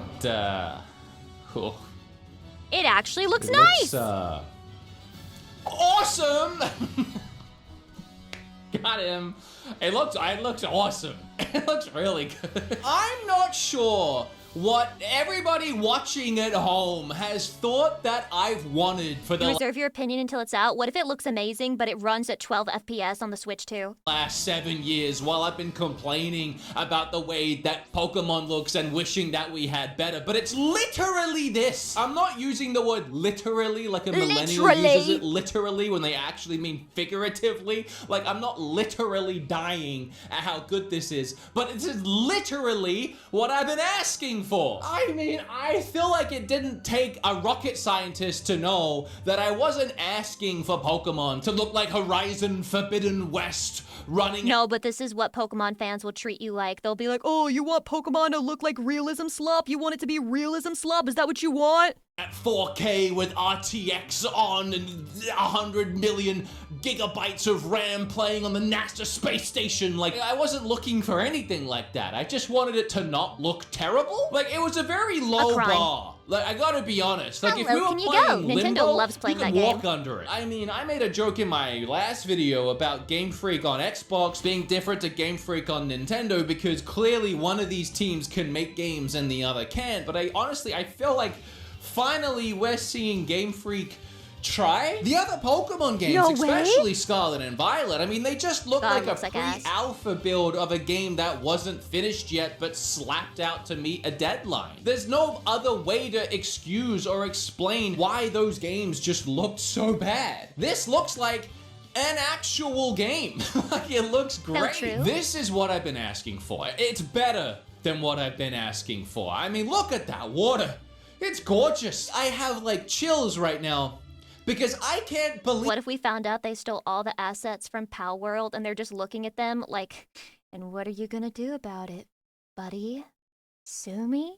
In a video about Pokemon, specifically Pokemon's visuals, I'm saying the word gorgeous. Game Freak knows what they've done here, and they're actually excited to show it off. And that is the passion that I'm looking for. But I'm gonna show you so much more of this, but the best part about Game Freak that I have always admired and appreciated is that Game Freak are honest in their gameplay trailers. For every game we've ever had revealed, if the game looks bad, Game Freak shows you exactly the game. There's a Sword and Shield trailer where literally trees are popping in and out in the distance. I remember the Arceus trailer had Pokemon in low frame rates. They don't hide At least this game has the benefit of being actually interesting mechanic-wise. anything. They record the game as it is. So this, as far as I'm concerned, is the game how it is. And that little blurb that says doesn't reflect final gameplay, that honestly means that it could get better. Then we get more of these beautiful sweeping shots. You see No, guys.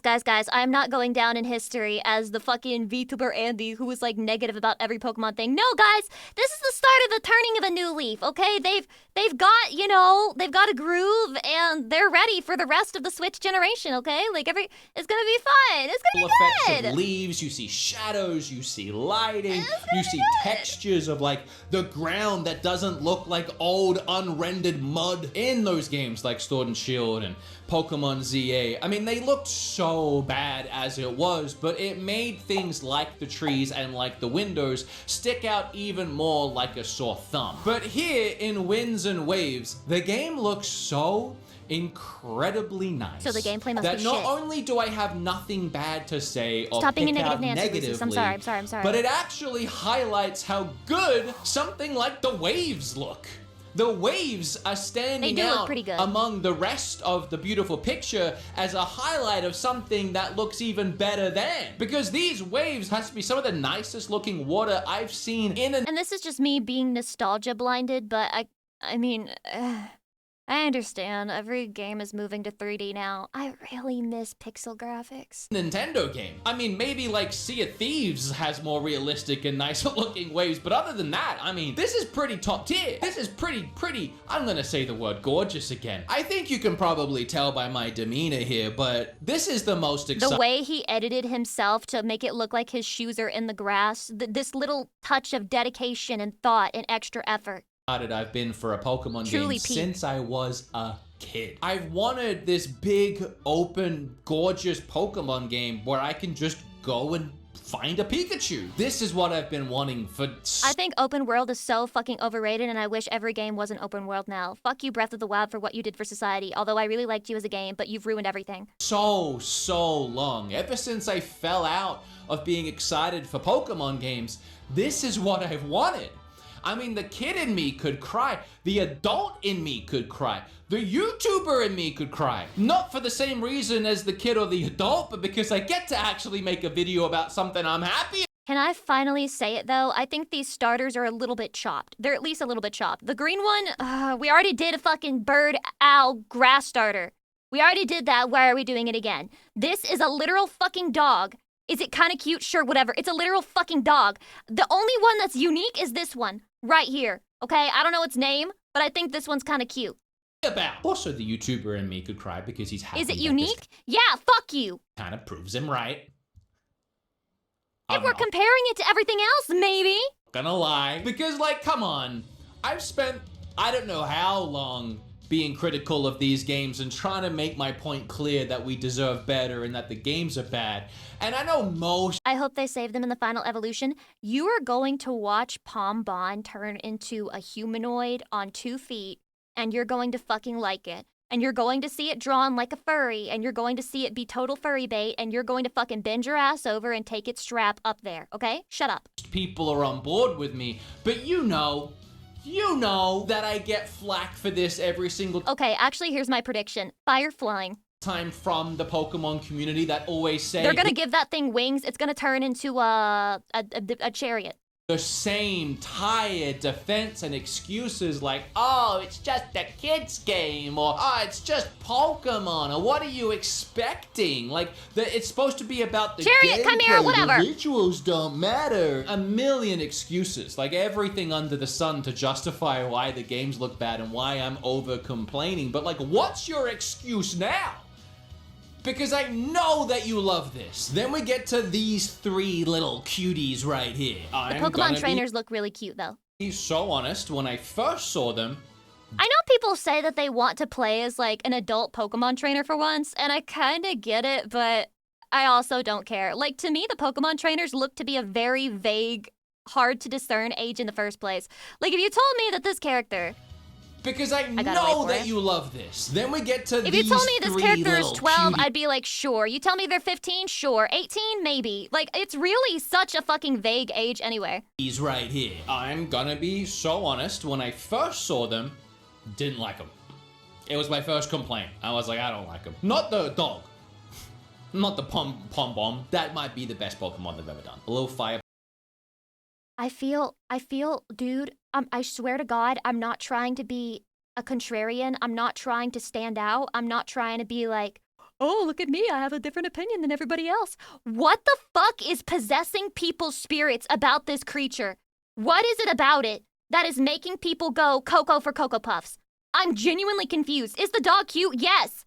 Every fucking Pokemon is kind of cute. Pomeranian? That's the best thing they've ever done. I was mad at the water gecko. Fuck you. Fuck you. Fuck you. Fuck you. Because I was like, you literally just did. They hate my gay son. They hate my gay son. 2 games ago. Mad because I chose gay son over thought daughter. This thing looks like it evolves into Inteleon. Like, it has the same eyes. It's a water lizard. But then on my Nintendo podcast, my co-host Sully had me rank all of the generations of Pokemon starters. And when they were all next to each other and I had like this clear image visual, I realized these ones, they're actually really good. They've just gone.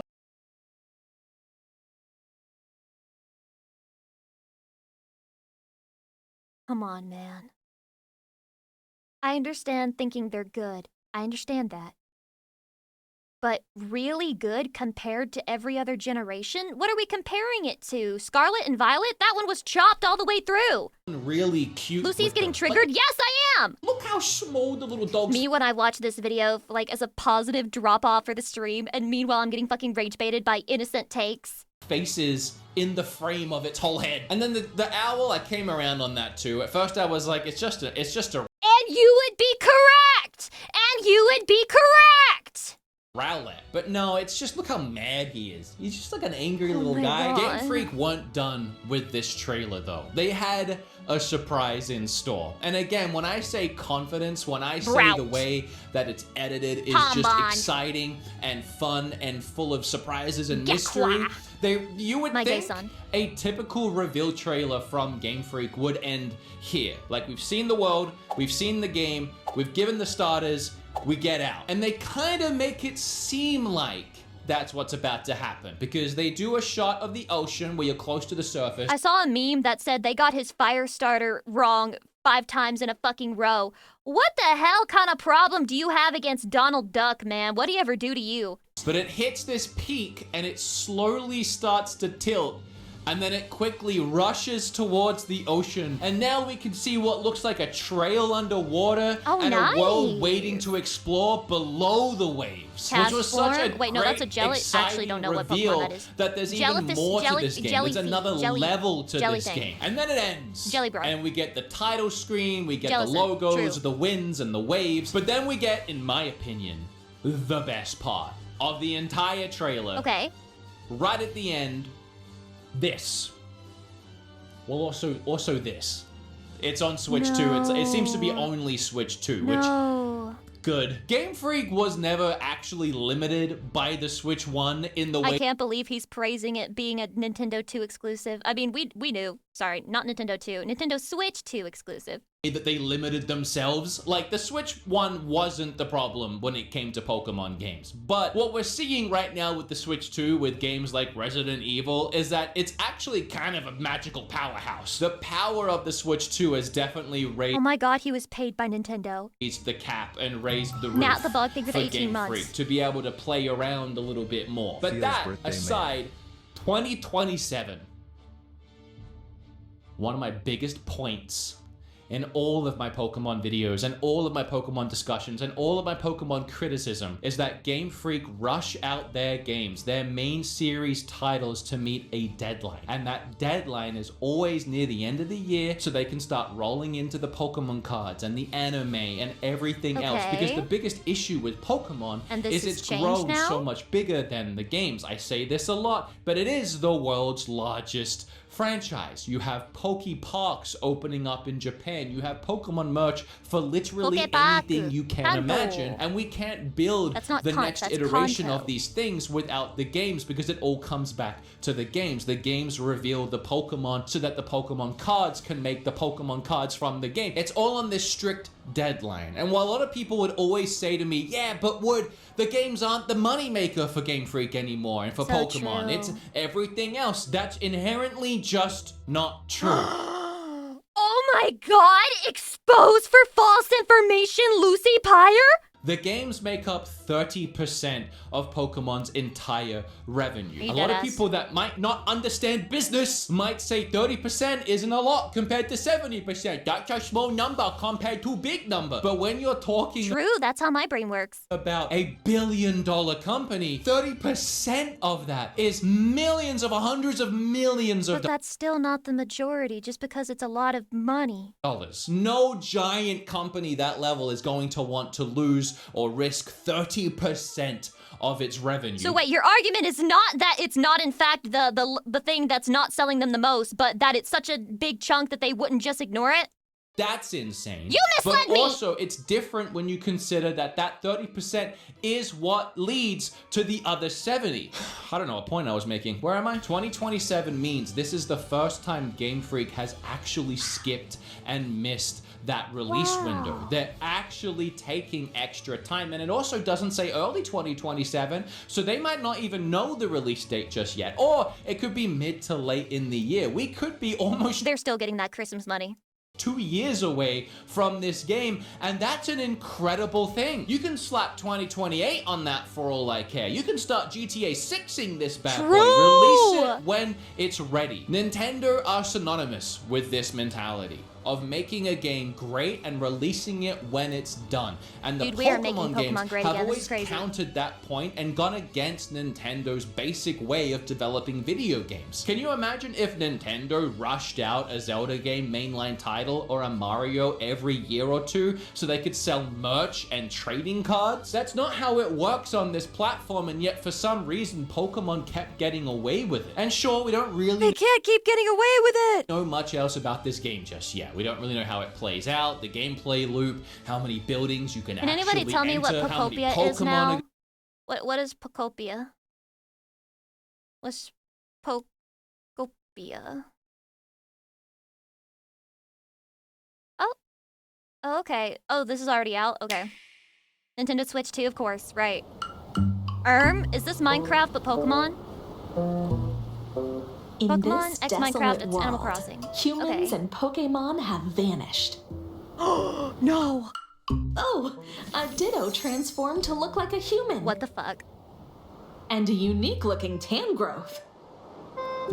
They decided to build a new town. Tangrowth looks like it has several sexual harassment charges.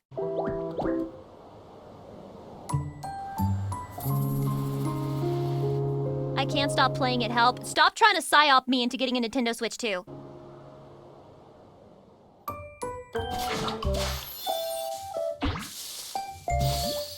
Nestled in the grass is Bulbasaur. So A kawaii. grass-type Pokemon. Oh my god, kawaii! This plot of tall grass is kind of small, but I like it. I love leaves and grass and stuff, and living by lots of green things. He's so cute. What? Pokemon will appear in their preferred habitats. Ditto can learn moves from Pokemon it meets. Oh, leaf! Refresh and enrich the land. And open up new paths. As nature flourishes, so will the Pokemon. What the Happy hell? birthday, Lucy. I almost sent $167, but that would have been too wholesome for this curse chat. $169 felt more on brand. Here's to Holy another shit! year of awesome cringe streams. Thank you. $169? I'm not gonna use that to buy a Nintendo Switch 2. I'm not gonna buy a Switch 2. I'm not gonna buy a Switch 2. I won't do it. I won't do it. I'm gonna put that towards hentai of Lucy Pyre. Thank you. I appreciate that so much. That is so kind. Thank you. Thank you for the happy Also birthday quite wishes. handy. Psych Gather there. materials and use them to create all sorts of items. Till the fields, grow crops, and build Chatty? houses for Pokemon. Have they finally decided There's so much to manipulate the cute factor of Pokemon in video games now? to do here. Did they finally master the formula? Is Nintendo now the richest company in the entire world? Pokemon may also have unique requests. Looks like Squirtle wants to go I'm somewhere. so curious about what's on the other And side. Riolu seems pretty hungry. Pokemon stuck in But I hate to admit it, but I've been stuck here so long that I've got barely any strength left to break out. He's so wow. harsh environments This is also Moe. need your help. So work together with other Pokemon to complete these This is requests. so Moe. And your world will Well, Chatty, the Japanese have done it again. They've mastered Moe. become even livelier. What other adventures await? No, they got you, Lucy. No, I'm strong. I'm strong. I'm strong. I'm living vicariously. I'm living. Will there be other unique and Why are people obsessed with this creature? Not this one. This one. Why are people Yo, obsessed happy with this birthday. creature? Good to see you still on. Thank you. Radu, thank you for the 17 months. I appreciate it. You're here at the very end. Yeet Cannon, thank you for the 200 bits. Hi, Lucy. I accidentally got maximum strength Tiger Balm on my balls. The burning has become unbearable. Do not send help. I must suffer for my mistake. Well, shit, I was gonna suck it all off of your balls, but I guess I can't anymore. Great, thanks. I just got my fucking VOD taken off of fucking YouTube because I said that as a joke. Fuck you. Fuck you. They're gonna say that shit's sexual will there content. be other unique encounters?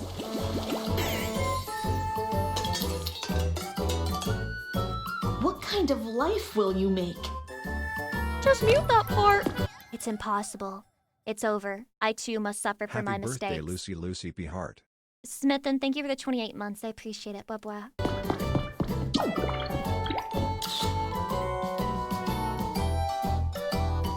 Twitch, why are you fucking starting another hype train? What the fuck? I gotta change that. I gotta put that on like a 20-hour countdown. NYE Guitar, thank you for the 8 months. Blah, blah. Will these relaxing days spent playing and bonding with other Pokemon become precious memories? Rebuild the world one step at a time. Wow. Pokemon Pokopia. Available now, only on the Nintendo Switch 2 system. They said not enough people are buying the Nintendo Switch 2. You need to pull out the fucking nukes.